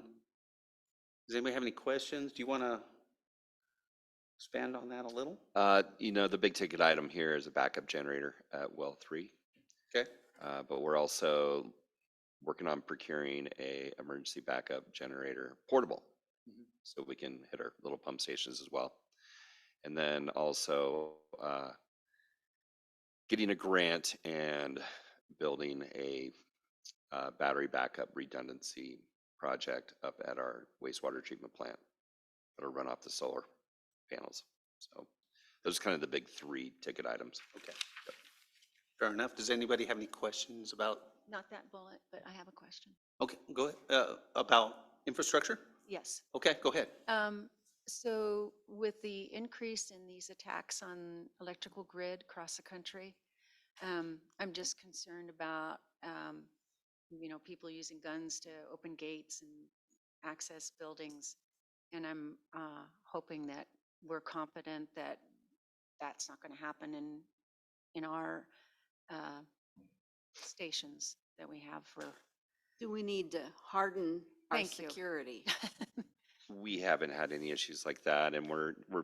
basically double fenced and double Locked. locked, Yeah. as well as having intrusion alarms as well. So So we're good. Okay. And we have DCSO, so, who are. not to give up the keys to the farm there, but Right. yeah, we Yeah. think about it a lot. Okay. Yeah. Thanks, Paul. All right, everybody's good with that, all of those 3, so we can move on to good governance? All right, good governance. Number 1, continue to be an active partner of the vision implementation team and collaborate with community organizations to advance key vision strategies. You're the rep, what do you think? Well, I've been to one meeting, so I know everything. Yeah, No, that's fine. okay. The only thing I had on my list that kind of weaves into that is, as part of our good governance and working with community organizations, I would like to see a regularly scheduled update from our community nonprofits and partners, maybe once every 2 years, like Spurred, like Trail Alliance, like Housing Works. Every now and then they just pop up and do a presentation. I find those extremely helpful to know who our partners are, what their goals are, so that when we do get grant requests and we're representing the city on committees where some of those partners are also there, that we know what they do and who they are and what their faces are. I really appreciate that. And so under that, I would like to see a regularly scheduled invitation to those kinds of organizations, once every couple of years for sure. I'm happy to put those within the work plans of the city manager's Yeah. office, so I think that is a good place for it to sit. Yes. If I had only one area of disagreement, I think 2 years is too much. Yeah. If I had one area of disagreement, I think 2 years is too much. Other than that, I think it's a great idea. Yeah. And it might be something to put into a work session or something like that. It's always beneficial to hear what our partners are doing, because sometimes it makes us change our minds about what we're doing in order to be more closely aligned. Yeah, we, thought. and just a thought for everybody else is, I meet weekly with Carrie and the city manager check-in when we have the city manager, Joe. And we've regularly started inviting people to come a half an hour before our meeting so we can check in with them at a little quieter place. And it's, to be honest with you, we've done it with the cold weather shelter. We've done it with EDCO. We've done it with CLI. And it's amazing, the little half hour of communication. And I do think that it could be a workshop level on a fairly regular basis, like maybe once a month, maybe we have a slot in the, I don't know. This is just conjecture and an idea, but maybe the second city council meeting of the month, we have a workshop, and one of those 15 minutes is one of our partners, and we just fill it in ahead of time. I don't know. Yeah. And I'm not trying to put more work on you, but that might be the kind of thing we can do. Yeah, and I know that they go through their goal-setting process. Yeah. So sometimes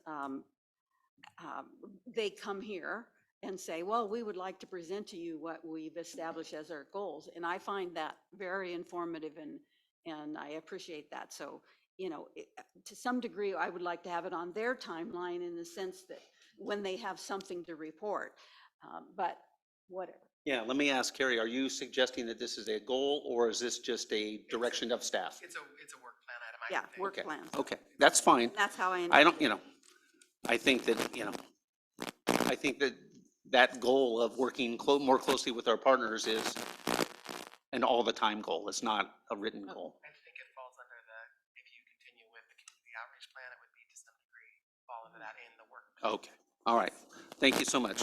So we're good with vision implementation and still working with them. I think that that is going to be a goal on here for still quite a long time, I would hope. As long as it's effective, I guess is the best way to put it. The next one is update water and wastewater utility rates and system development charges.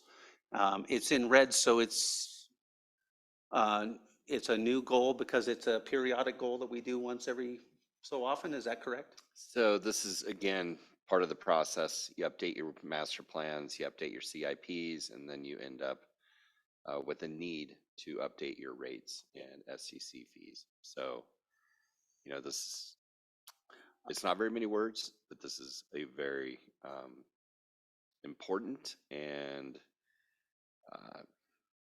I would say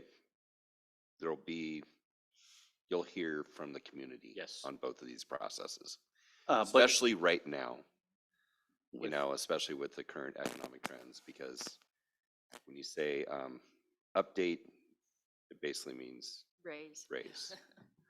But this So is, we're up in it. yeah, Right. but this is a very deliberate act too. It's not we're doing it because we're trying to make money. We're doing it because the cost of governance is always increasing. We have or- new projects new that we gotta projects. do, Yep. and Right. that we have to fund. You have a Yeah. capital And in improvement order to plan and go you out for the have grants, you have to update your rates to recognize those projects before you're even eligible for the grants. Okay. So this is really just more of a project checkbox. Got you. Yep. Thank you for the explanation. It's Sure. helpful to all of us. Anybody have any further questions on that? Gary? But my sympathy to you, I've gone through 4 SDC reconfigurations when I was in the valley in my 14 years there. And they're never fun, but they are necessary. And it's all, and as you well know, it's all about making the case and showing why it has to be the way it has to be. So, Okay. So one potential thing you may want to add in would be you have a Parks Master Plan coming to you that's right. next week. That's right. And Again, there'll be SDCs You there too. update the master plan, you update your capital improvement plan, which means you have to fund those projects. And Yep. so do you want to add parks into this as well? Absolutely. Yeah, what's the easiest way to do that? Can you suggest some verbiage? Well, system Update development water, parks, and wastewater. Just add parks. Well, system development charges encompasses that, so you could, It could, yeah. Yep. So It's we fine. don't have to actually change. I don't think, I don't think so. No, I don't think so either. If you're talking about parks SDCs. I mean, if you're updating SDCs, you're updating all the SDCs. So Yeah, transit, need- obviously. you're at least gonna look at them. The only other thing with parks is that there's the campground fees and then there's the park rental fees, which wouldn't fall under SDC's fees, right? Different category. So I just don't, The SDCs would be utilized in the park to some degree, in the campground. If they were to do major improvements in the campground, SDCs could be put towards that. But mainly it's for park development and those Yeah, I things. don't Yeah, think we're not talking the date- about- not the And day-to-day SDCs rates. by definition have to be used for development around growth as opposed to maintenance and upkeep. Unless the laws changed since the last time I looked at it. Yep. No, I mean, yeah, as far as diving into event rates and campground rates, that's more just, Yeah, you know, that's keeping just- up with operational costs. All right, everybody good with that one? As is, okay. Last one is a new one. develop and implement a community outreach plan. What does that mean? A serious question, because I Okay. like the looks of that. I think that that's something that is lacking, but I'm wondering what it means. So it's somewhat similar, think about a marketing plan or a business plan, right? So you would have a strategy throughout the year, which would adjust. You would likely have it by department based on their work plans. I think if I went back and did one for last year, you would, I think, all be surprised by how much outreach did happen. That maybe wasn't necessarily touted out. So it would be that. It would also be looking into the fact, would we need to have a consultant or a contractor implement that plan or pieces of that plan? So it would be all of those pieces. This is, I would call it a first step. I mean, we don't have one. We don't have an information officer position at our city, and we probably wouldn't until we were double the size we are now, at least, right? So, because someone doing that full-time, it could already be a full-time position, probably, but the fact is, we want to try and keep things on the scale that we can currently do within what we have. And so I think that this is a really good idea. I think there's going to be a lot of talk about between staff and council and amongst staff, how it's best utilized and how we frame it, because we don't know yet. But the good part is, and I said this earlier, is we trust our staff, we love our staff.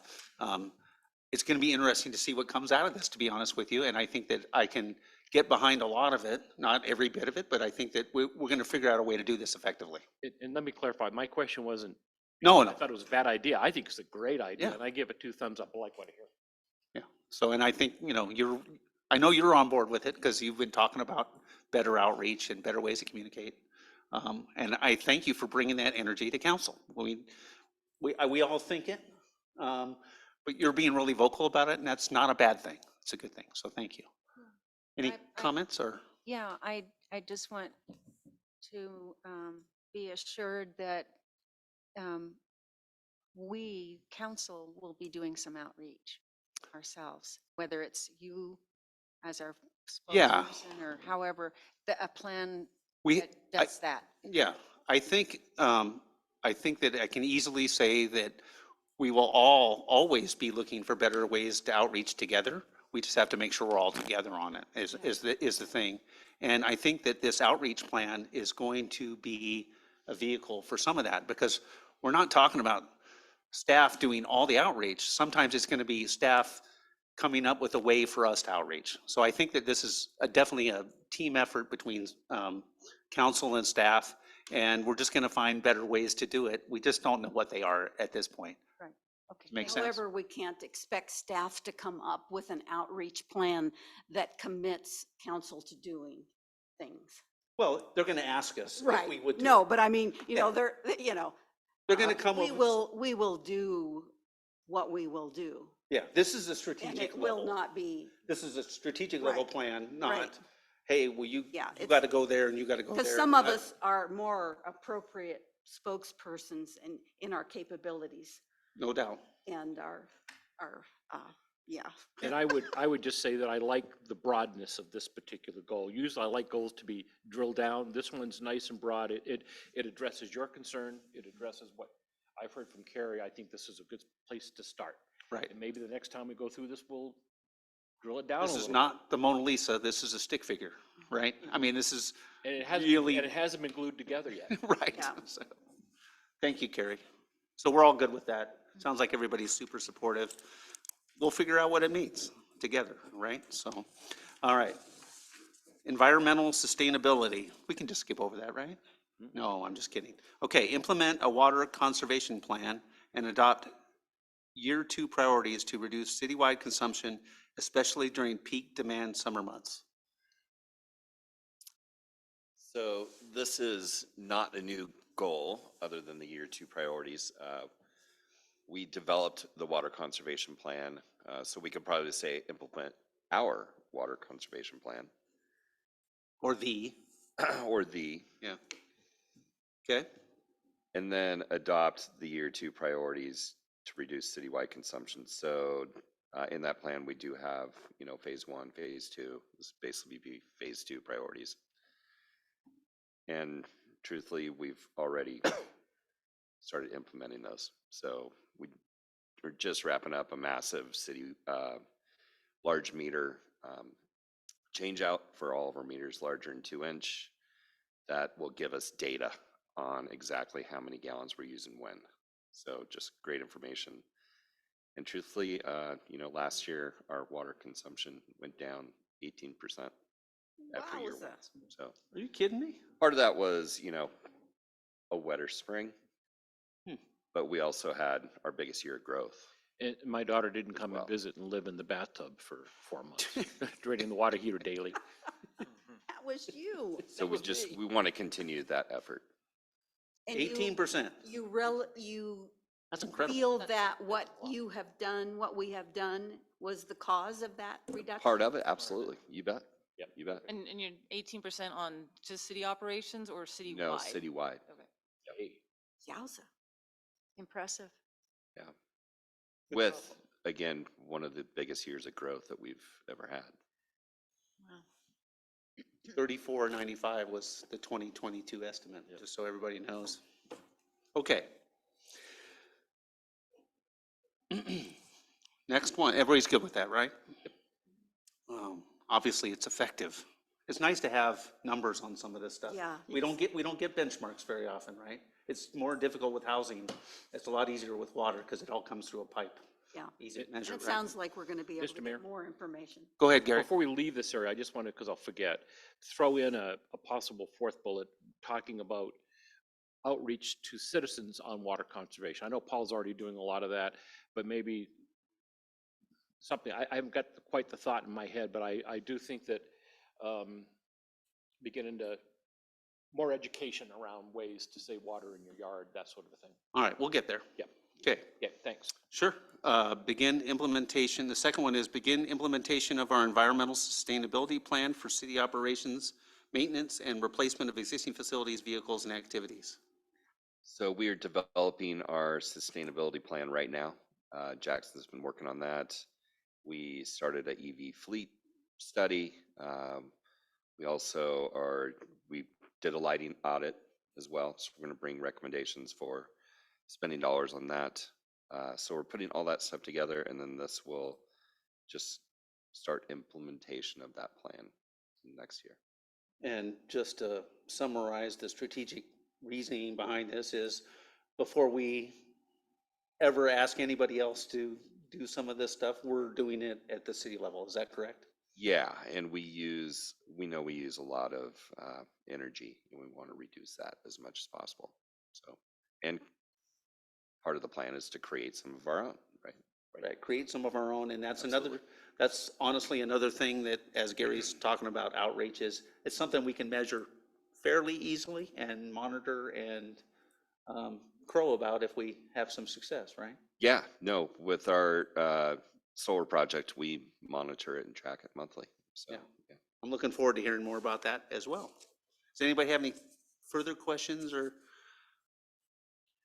Okay, Hey, Paul, I have a question on this. Just a quick question on solar park. Do you, in the summer months, do you produce more energy than you use?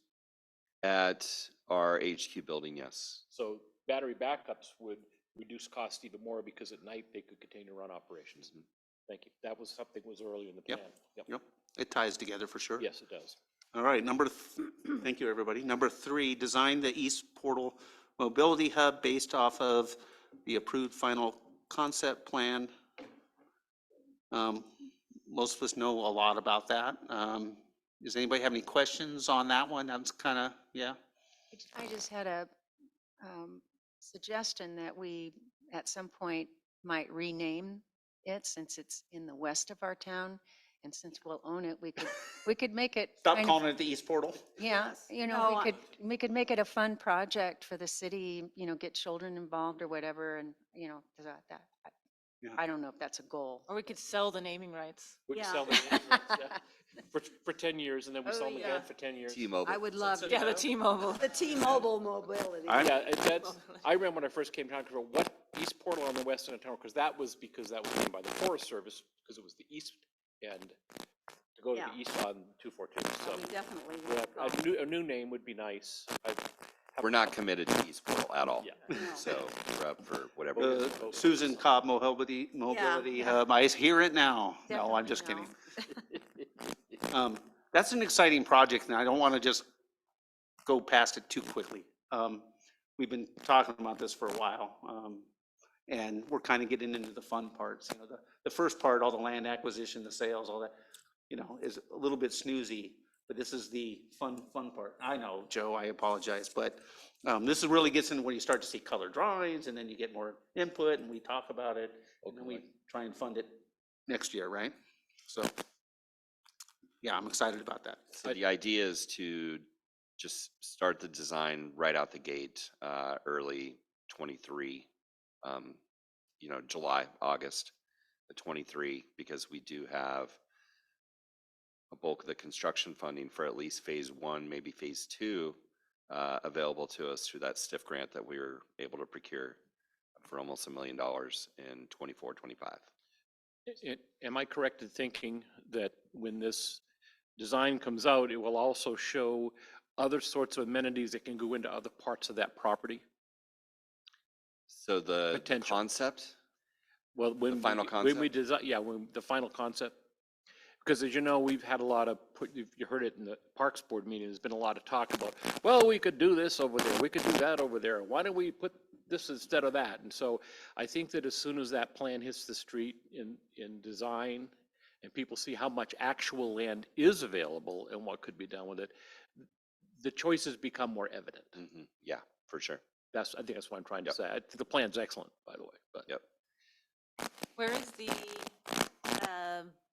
hopeful transfer and selling of the right-of-ways to ODOT in this process? It's currently at ODOT. We've agreed on the right-of-way, we've had it surveyed, and we're just waiting for ODOT right-of-way to do their appraisal process.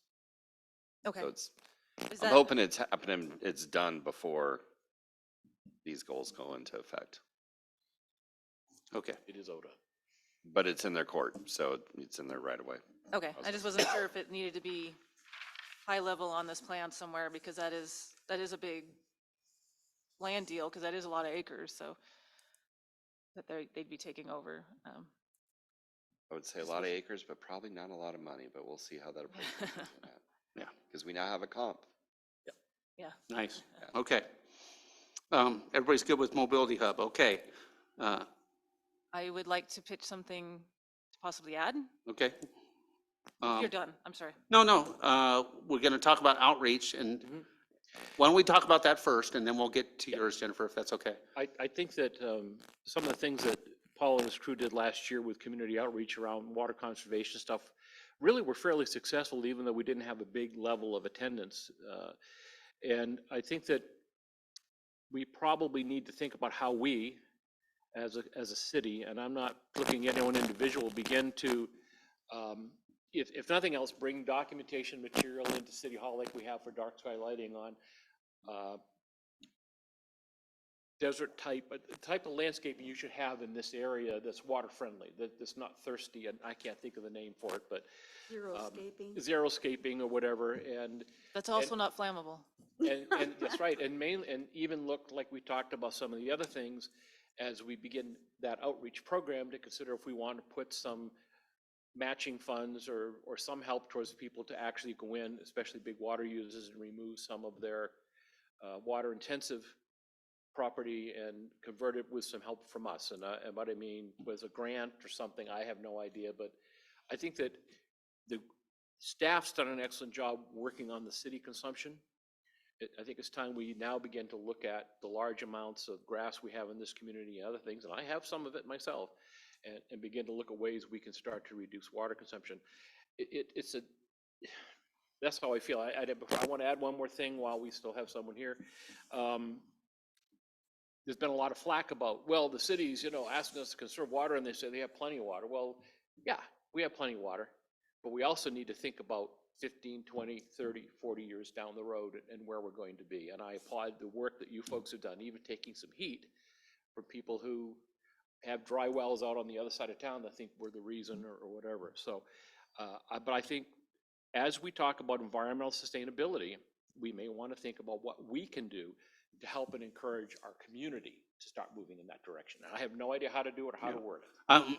I would follow that up with, that's part of the reason that we're doing it on our own property and our, and city property and city investments in that arena by setting the standard. And I think that, I don't know if I feel like I need to have an outreach in the environmental sustainability. I think it can fold into the overall outreach plan and find strategies to get all the information out together. I'm not Instead- hung up on it. Yeah, okay. Just I wanted to say that I think it's time. No, it's good we to, take it to the next level. no, this is the It's not time to, necessarily Paul's problem, it's our problem. We could also add it to that first bullet because it is part of our water conservation plan, public outreach.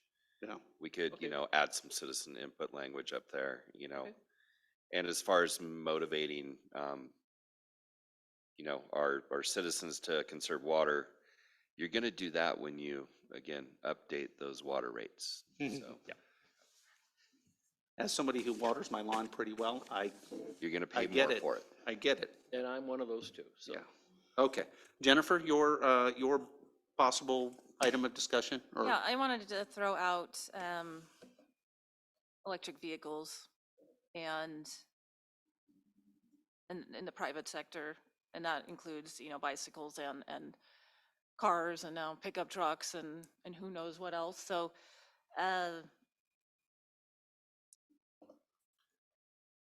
you know, it's one of these new paradigm shifts in transportation, you know, and I think it's kind of well timed with, you know, we have a fueling station that wants to expand and people are bringing up the issue of like, well, is this the direction as a community we need to go? And obviously that's private property and then there's other issues there, but it just highlights that, you know, things are shifting and how much of role do we want to play in that as a city, as a municipality of providing electric vehicle charging amenities. You know, do we want to put that in? I mean, I know there's a certain degree of code trickling down from the state.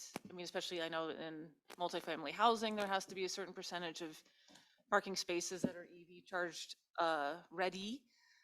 Not there, but ready at least. And so I don't know how much we want to weigh into it because, you know, if we start developing guidance or code, then we get more control over the situation, for sure. But yeah, it's that government, private sector balance who's going to take that. I mean, I know that, you know, we had that discussion with CEC that with this year into next year, you know, US 20 was going to be after 97, one of the corridors in the state, that electrified highway situation where there's going to be about a lot of money poured into Highway 20. And who knows where those stations are going to end up. Raise. But yeah, you know, but also I don't have a great answer or Yeah. wording or anything, but I wanted to throw that out there because I feel like it's something I would much rather get ahead of instead of having to catch up on. Let me throw out a question to you, just so I kind of can narrow what the conversation down is. Are we talking about looking at it? Are we talking about looking at it and encouraging it? Or are we talking about looking at it and mandating it? I don't know. I'm just trying to get the feel. Go ahead. Let me, as an electric vehicle owner, throw in my 2 cents. Sure. I think that I would say looking at it and encouraging it in terms of maybe trying to convince the state that we should be one of the points for their every 50-mile electrify spots, even though they're putting in inadequate chargers that'll be better than nothing. They're putting 150 amp chargers and they're too slow. But that's what I would say. And the second thing is, there's been a lot of discussion, why don't we have the fueling station put in electric chargers at the fueling station? Well, they're really not compatible, to be real honest with you. Fuel stations are designed to get you in and out. Chargers, you're going to stop and spend 15, 20, 30, 40 minutes, depending on how much you've got to charge.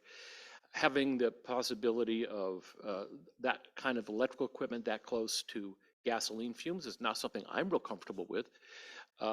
And it's a different business model. So when we start thinking about where we might want to site a state charger or something like that, you're really talking about a parking lot at a shopping center or a restaurant or a municipal parking lot where people can park and then wander the community, go get a bite to eat, do something like that. Because For our mobility hub. or mobility hub, exactly. Because what we're really talking about is folks stopping and spending 15 to 30 minutes, depending on what their goal is and how far they've got to go. Or longer if they Or are longer, oh yeah, enjoying their also, experience. oh yeah, longer as well. But my point is If they can get from A to B fast, right? when I'm coming over from Without the their car. coast and I stop to charge in Detroit, I plug my car and I walk down to the public restroom, which is about 10-minute walk away, and walk around and look at the construction that's going on and get back, and I'm at 100 miles, 150 miles in my car. I'm heading home. Before everything burned down, I'd go find a bite to eat. A little hard to do right now. It's getting better. Okay. So that's my point. So I think when we So- talk about it, that's what we need to think about. I also agree. I think, I love the idea of I even recommended it when we were talking about the mobility hub as a citizen. I recommended that we consider having overhead sheltering, for the parked cars. That would be solar, and then EV stations in there somewhere. Yeah, and Right. I just, it's an opportunity, really, Yep. to, step into the future right now. And being that we're positioned, we are the first community, over the mountain for 1 million or so people on the other side. We're well suited to that. So I just, I think it's one of those things where we have the chance to be, do we want to be the utility? We're the water utility. Do we want to be a EV charging utility? Maybe we don't, I feel like we need to have that discussion. The model that the state's using is they will be built by a private company and then probably managed as such in terms of the charges and fees, with some fee going back to cover electricity and possibly location charges. But I'm with you. I think that we want them to be visible. We want them, even if we don't own them, to be on property we own, because I think that says a lot about us. I agree with the mobility hub. That's a perfect spot. And so anyway, as we move forward with this, I think we should be in a position to advocate for having that sort of a charging unit station in our community. And if you heard me say it or not, but I know the permits have been pulled on the Tesla site, which is going in at Ray's. That'll be 8 chargers there. And Tesla just did agree yesterday to open some of their chargers up to the public. So Okay, so it sounds like most people want a new item, a new goal, but we don't Fact really, that we have them in the plan for the mobility hub. Do we really need a separate goal that we're encouraging, or what? I don't know. Did you have the sense, excuse me? No, go ahead. Did you have the sense when you got the CET information about the private whatever? I kind of had the sense that they were talking about them being like the rest areas, in the sense that they're not in towns. I think it depends on where they want to place them every 50 miles. So some of them, especially on the 97 corridor, will have to be in rest areas because of where the Yeah, infrastructure. I kind of got the impression they weren't But going I to. think that they were really kind of leaving it open. That's how what I picked up. We Okay. sat in the same meeting. But it's, I said, the biggest concern I have is that the state's doing too little too late in terms of the charges. They're too small. so I guess my question is, A, do we want a separate goal? I guess that's the first question. Do you want a separate goal for this? I think that something could be crafted. So let's just get ahead on. You want a separate goal? Separate goal, Carrie? Yeah, if we could do it. I mean, I could be sold on it. I mean, definitely. I mean, I'm not against it. Now, second, the question is, What does it say? yeah, what does it say? We don't have the language here in this conversation at all. Do we want to ask staff to try and come up with that strategy based on this conversation, and maybe you can come up with a goal? It doesn't have to be this minute. Right? Yeah, Yeah. I think we can do that. Do you want more from us, or do you? I think one note of that, I'm just speaking just for clarification purposes, but maybe it's alternative fuel. Maybe it's not. Yeah, because it could be natural gas. Yeah, or and not there's a natural lot of gas, stuff going on in propane. Prineville, so I Could mean, be propane, yeah. that might look, and it's fine because it's to your Hydrogen, goal, but that's- it might look that's a different. feasibility. Alternate years. energy source. So I put alternate, evaluate strategy for expanding accessibility with alternative fuel stations or sources or something like that. And We'll wordsmith it, but I mean, Yeah. something along those possible partnerships with this, with other entities. Yeah, You partner, know what I yeah. mean? Just kind of throwing it out there. It's a little pie in the sky, I'm not gonna lie. But I think if. But we there's had- nothing wrong with identifying where we want to go, even if we can't go there in this particular, does that make sense? Well, we were talking about fueling stations for vehicles. And so I think emphasizing EV stations is kind of important. Yeah, Yeah. well, it could be EV. That's fine. And, And or bicycles. alternative, yeah. I mean, again, I don't think we have our heads wrapped around the whole thing yet. Let's let staff kind of help guide us in that direction, what they think is Yeah, attainable. we want to stay away from anything that sounds like we're going to take your gas stoves away from you. Or my Bronco. Your Bronco. So, Mr. Mayor, if I Sure, may go quickly, ahead. I think having something in the goals is important because when the state begins to look where they're going to site these stations, having a We can community point that at it. says we're ready to do this may help us. yeah, even if we didn't know how it was going to work, maybe 6 months from now, the state comes to us and says, are you interested? We could say, yeah, sure we are. And we, How does it work? yeah, and it would be nice to have a sense of, if, you know, in a perfect world, if we had the ability to choose where they went, I mean, that would be great to at least have like a Some couple input. bullet points on that of just, Well- like, you know, somebody did, you know, hey, we got this money to spend, and we're like, well, great, put it right here, Well, I because think we've already also- vetted it.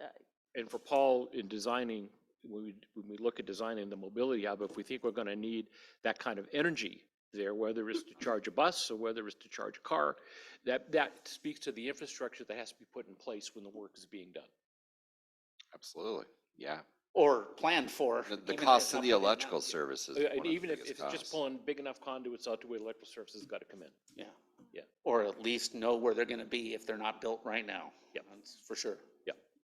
So I'm is sure- the intention of this goal to encourage the private development? Or is it to encourage us to get more EV chargers on our property, on city-owned property? Both. I think it's encouraging our support of our tourism that comes here and, you know, encourages them to walk around while they charge. Hey, if we had something every 50 miles all the way through the corridor, more people would come, Yep. correct? Yep. I don't know, I guess I look to staff and capacity. I'm okay with it being either way or both. I mean, I certainly, Yeah, we have a limited number of parking spaces within the community that we own. Do we want to dedicate them to this? I don't have an answer to that. The portal is almost something that we ought to be doing. Elsewhere, do we let the private sector handle it? I don't know. I mean, I'm kind of looking. What's I the think we ought capacity? to What's your capacity, I be guess is what I'm public. asking. Public to some degree, because there's already programs out there to incentivize private businesses to include this kind of thing. So I don't know that we would want to, you know, promote that as, because that program's kind of there for the private. Other than being ready Yeah. to say, we're ready to give you, help us out. yeah, and the, you know, the other thing to remember is that it's not just tourism or trying to grab people passing through, but there are a lot of people in the community who have EVs or want to get EVs, but they don't have the ability to charge them at their And they can't even current commute here. location, and they can't, yeah, if they live in an apartment building. I mean, I know there's been one citizen that's been vocal about how happy he is with these new charging stations because he has an EV, but he lives in an apartment building, so it makes it very, very difficult for him I to just want to make sure. charge. So, you know, this would be, you know, trying to fold into that livability, that helps. Yeah, with our I just want to make citizens. sure for staff that we're not Right. giving you an impossible task. Is this something like you could wrap your, you know, it doesn't have to be this minute, obviously, just kind of summarize that conversation? Is that possible? I mean, in my head, to turn this green a year from now, we're going to do it with the mobility hub, right? So, you know, we're planning EV chargers there. We're putting conduits for even more EV chargers and putting the infrastructure in, you know, below grade. I guess I want to understand through your guys' thoughts, is it above and beyond that? Are we talking looking at it in all of our parks, working with the state to bring more chargers on public property and transitioning existing parking spaces to EV-only parking spaces. Because you got that kind of dynamic too, so. I think there's the worst case scenario of which we want to avoid, of them ending up privately in weird locations that we don't necessarily want them to be in, or don't benefit the community very well, or actually can cause a problem of ingress, egress, or it's an odd location and there's nowhere for people to walk to, and then they're like running across a highway to get somewhere in their 20 minutes, or causing, you know what I mean? That's like the worst case scenario. So, trying to,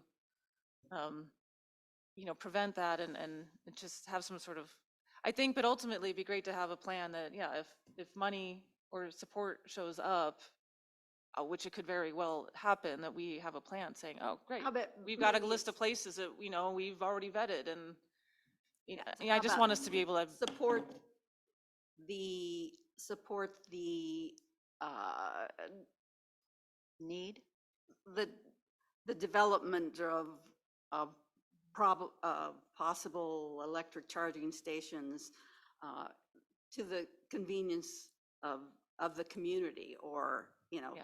And is it, and all, the other question is, is our code strong enough, to support this? Because, is this, if somebody puts this on private property or something, I mean, is it suddenly now a business?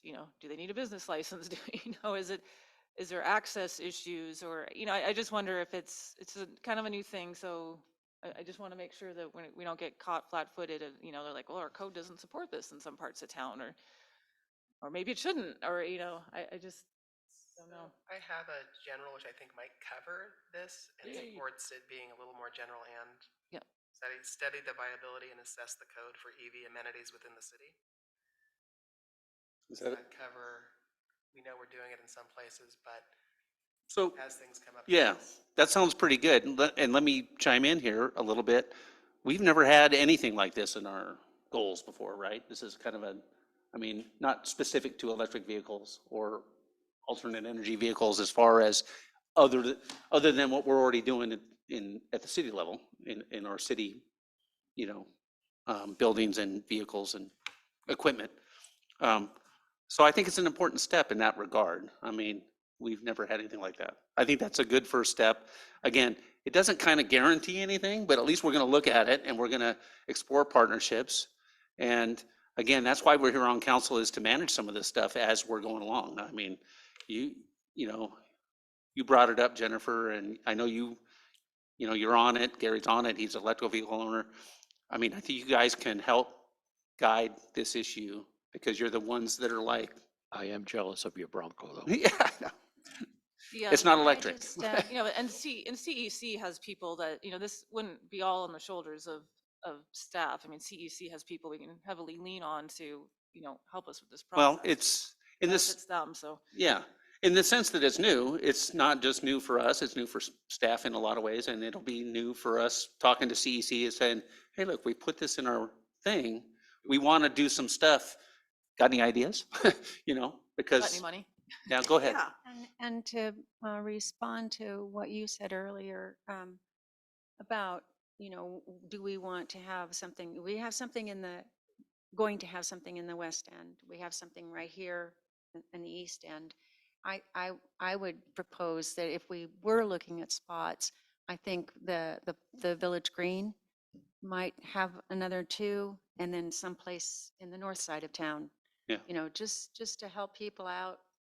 Yeah, obviously that's not a goal level thing, but No. she's, I The get it. planning of it, to get back to what Jennifer was talking about, having the map where, we could go to these funders and say, this is what we're thinking. We can include in our environmental sustainability plan a chapter just on that and work that through with you Add it to where it makes sense. sense, Add it to the plan. are these going to be in the right spot? And then we got a plan to move forward with. I think I'm real comfortable with what I'm hearing, in that I think there's a general sense in the room that this is a good idea. I hear from you that you think this is not a bad idea, and it's functionally doable, especially around some of the projects we currently are doing. So I'm fine. plug it in where it needs. And the language I'll leave to the wordsmithing. Yeah, I think what Yeah. Carrie said was perfect. Gary, can you read it again, please? Thank you. Study the viability and assess the code for EV amenities within the city.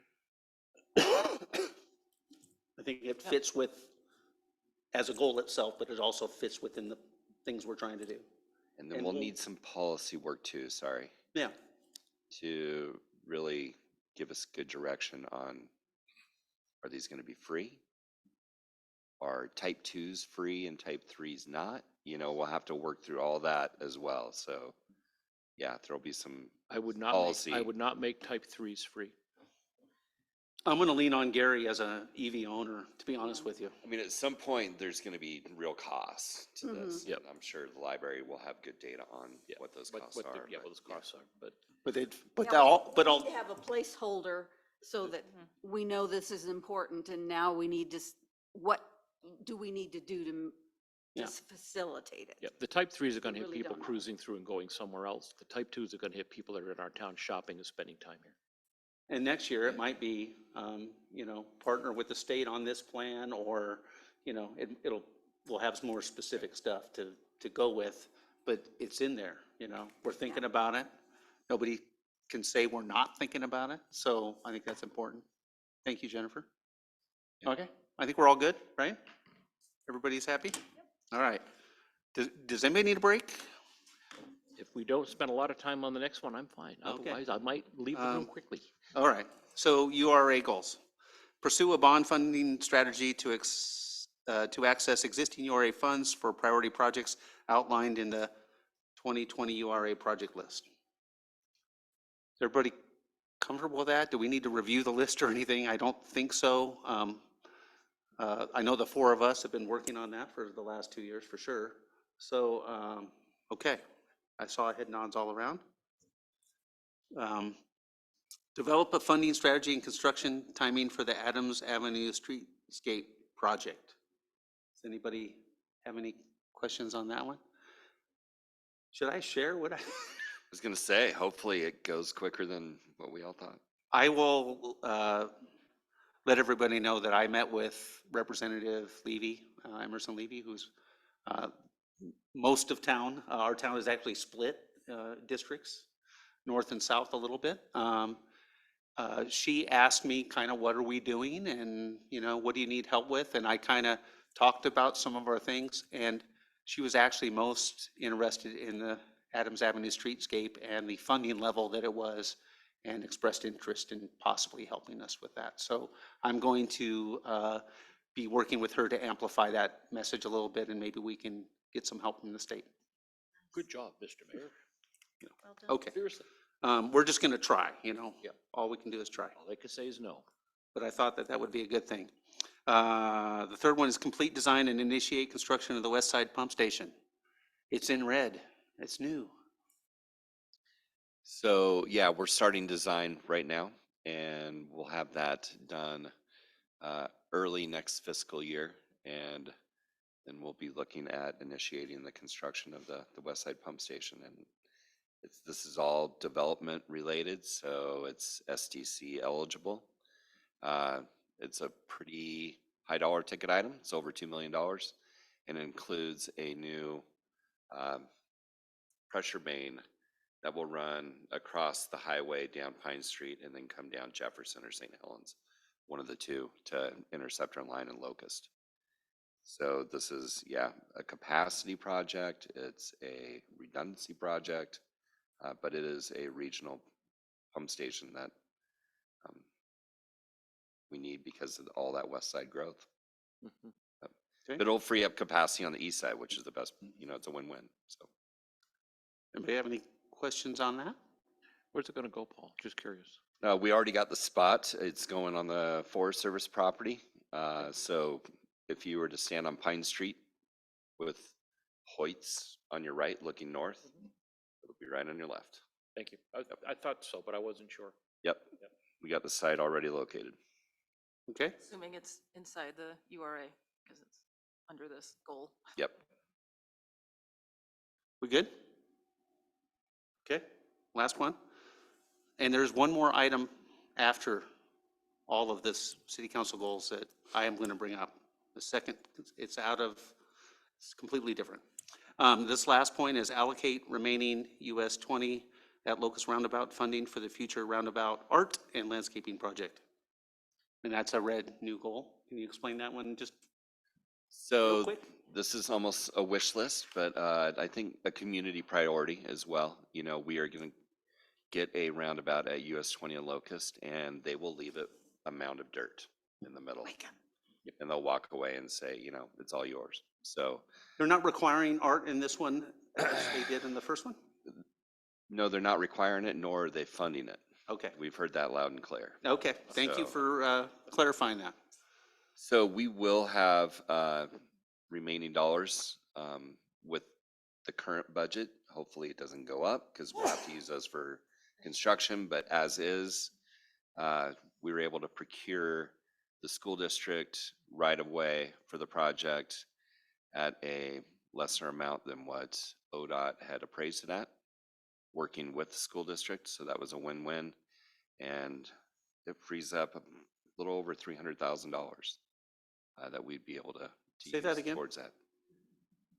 What was that amount, please? A little over 300,000. Okay. So But There you that go. that could get eaten up in Oh, yeah. asphalt costs if and you stuff, do but have higher construction costs, that would be a bucket that would That's a contingency. come out of. So Sure.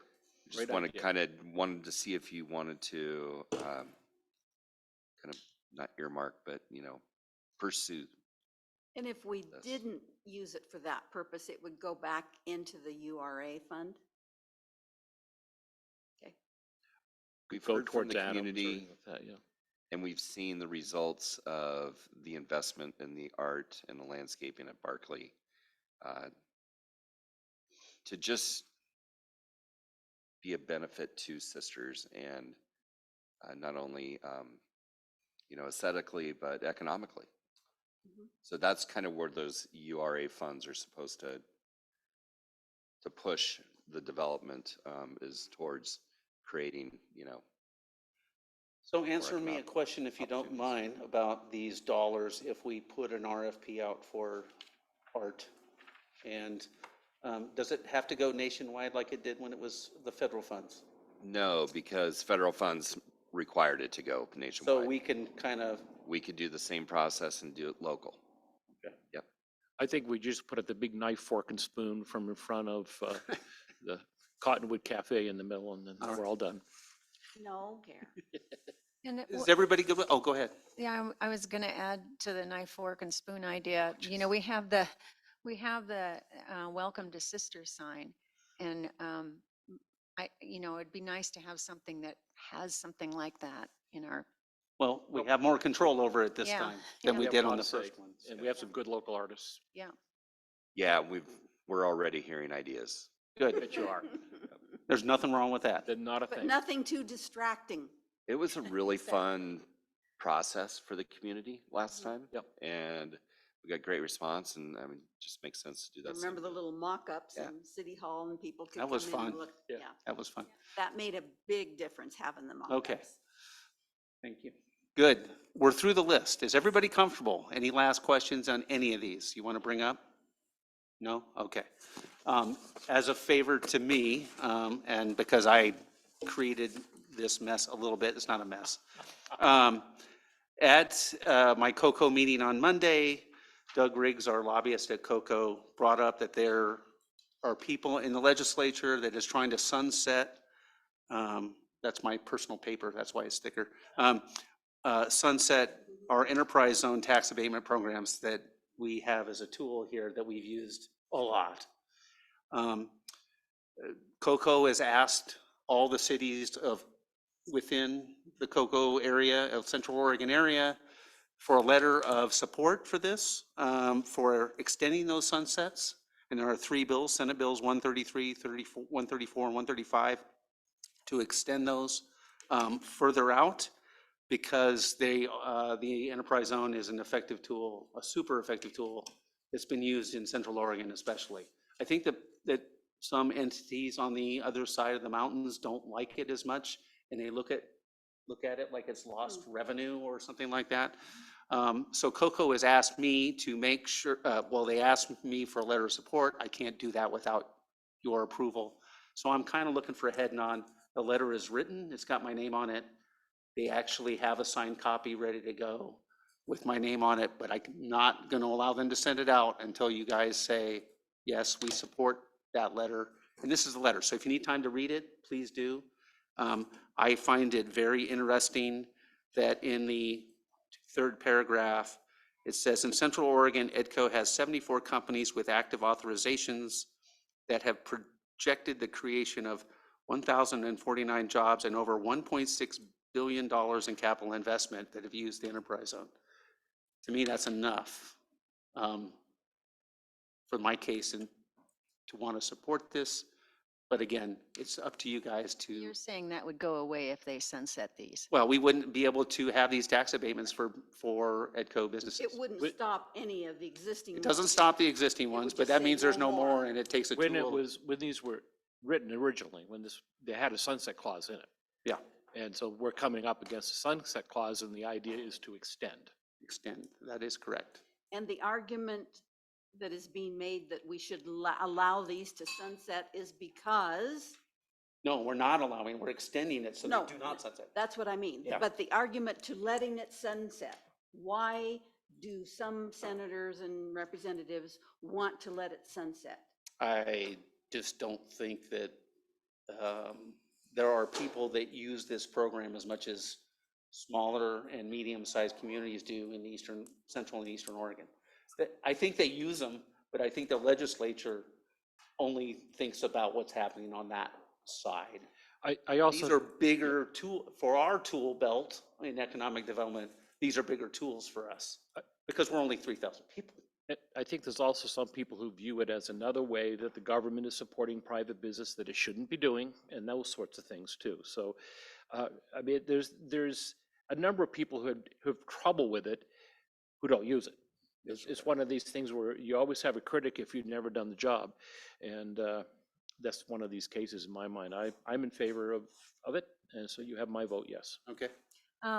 In our discussion Monday about this, you pointed out that part of the reason some people are want to sunset these is because of the funds that are not readily available. Mhm. You know, that there's a delay in taxes. That's correct. So I'm for this. Okay. I did want to point out that some of the companies down in Lapine, they had a really big spurt out there in their economic development of the business industrial areas. And they have a bunch of businesses that are about to sunset on their 3 to 5 year economic zone agreement. And they're really looking forward to getting that income back because their abatements are, their particular agreements are sunsetting. Their abatements are going to be over. And they want to And redo boy, it, huh? Lapine is down there going, wow, this is working because they're going to get all this tax revenue and they're getting way more than they had projected when these businesses started. So I know we have local businesses. I wish Eric was able to stay the whole time. I know he could, if he was here, he could say, it's this business, this business, this business. But I know it's a tool that's used in Central Oregon quite a bit. So, head nods. Yes. Are you having some heartburn? She looks like she's You- having heartburn. Well, it's more sinus pressure. I'm sorry. I'm sorry that you don't feel well. No, for the most part, it's fine. No. Okay. It's in the, I mean, I know I'm an EDCO board member and it's just weird times, right? It is. It's like, everything is, these are long games. Yeah. So yeah, we're just in a time where we need way more housing and, for workers. You don't necessarily need more jobs at the moment. But So if yes, you I had also your understand. preference, there's other areas where this emphasis, there could be emphasis. Yeah. I agree. Yeah, I but agree. that's not how, it works, Yeah. you don't get to Yeah. say, let's take this. And I apologize for put the over time here, but frame and yeah. kind of just throwing this at you, but the legislature is in now. And this Yeah. is one of those things where I'm pretty sure that nobody knew that they were going to try and can this stuff and they were going to just let, rubber stamp it and have it go on. But apparently there's, a number of people that don't want this to happen anymore. So as our lobbyist, Doug Riggs for COCO, which is essentially for all of us because we're a member of COCO, the City of Sisters is a member, is that he's like, hey, I think they're meeting Thursday, which is tomorrow, and we need as much, the letters of support from mayors with the support of councils weigh a lot. And so basically what we're doing is we're just saying, hey, as a city, we're not talking about any other city, we're not talking about the rest of the county, this is a tool we use. And it's super effective to have a signed letter from the City of Sisters with our logo on it and our mayor. And that's why I'm bringing it to you in this manner, because I found about it on Monday and he wanted it on Monday. Well, I can't do that. This is the first time we're all together in a public forum, and so I'm asking you. So, yeah. Yeah, the flip side is that Oregon is on the lower half of the list of states in the country that have, decent incentives for businesses. So Sure. we probably shouldn't be getting rid of anything at this moment. Okay. Thank So you. It's fine. That's all I had on that. Does anybody have anything else while we're in a Just public forum? when you sent out all those bills from Coco, their Yes. what is your expectation from Okay. us on those? That's a great question. So the mayor's going to put together kind of a talking point sheet. It's going to be under other business for legislative priorities at the meeting next Wednesday, so that those can be prioritized, and potentially we would know that you guys prioritize those. So if somebody did ask for a letter of support, it could be done without having to wait for the next meeting because the legislature is moving so quickly. That's the intent next week. Yeah, I'm going to work on that myself. I'm the person that was there. I'm going to make up a list. There's 16 bills that Coco wants to know how we feel about them. One will be like, yeah, what did you say? That we really want them to go after. We want that. 2 would be yeah, okay, that's fine, support it, but don't put any money into it. And 3 would be like, no, probably not. And 4 would be like, absolutely not. So, and everybody can, I'll have it in writing ahead of time so you can do a little bit of homework or not. And if you want to prioritize them in writing ahead of time, that's great, but we're probably going to talk about it at the city council meeting, right? Yeah, and I will just let you know that will not, your packet's going to go out early and that will not be part of the packet. Oh, So it will come out probably on Tuesday because the packet will come out tomorrow. okay.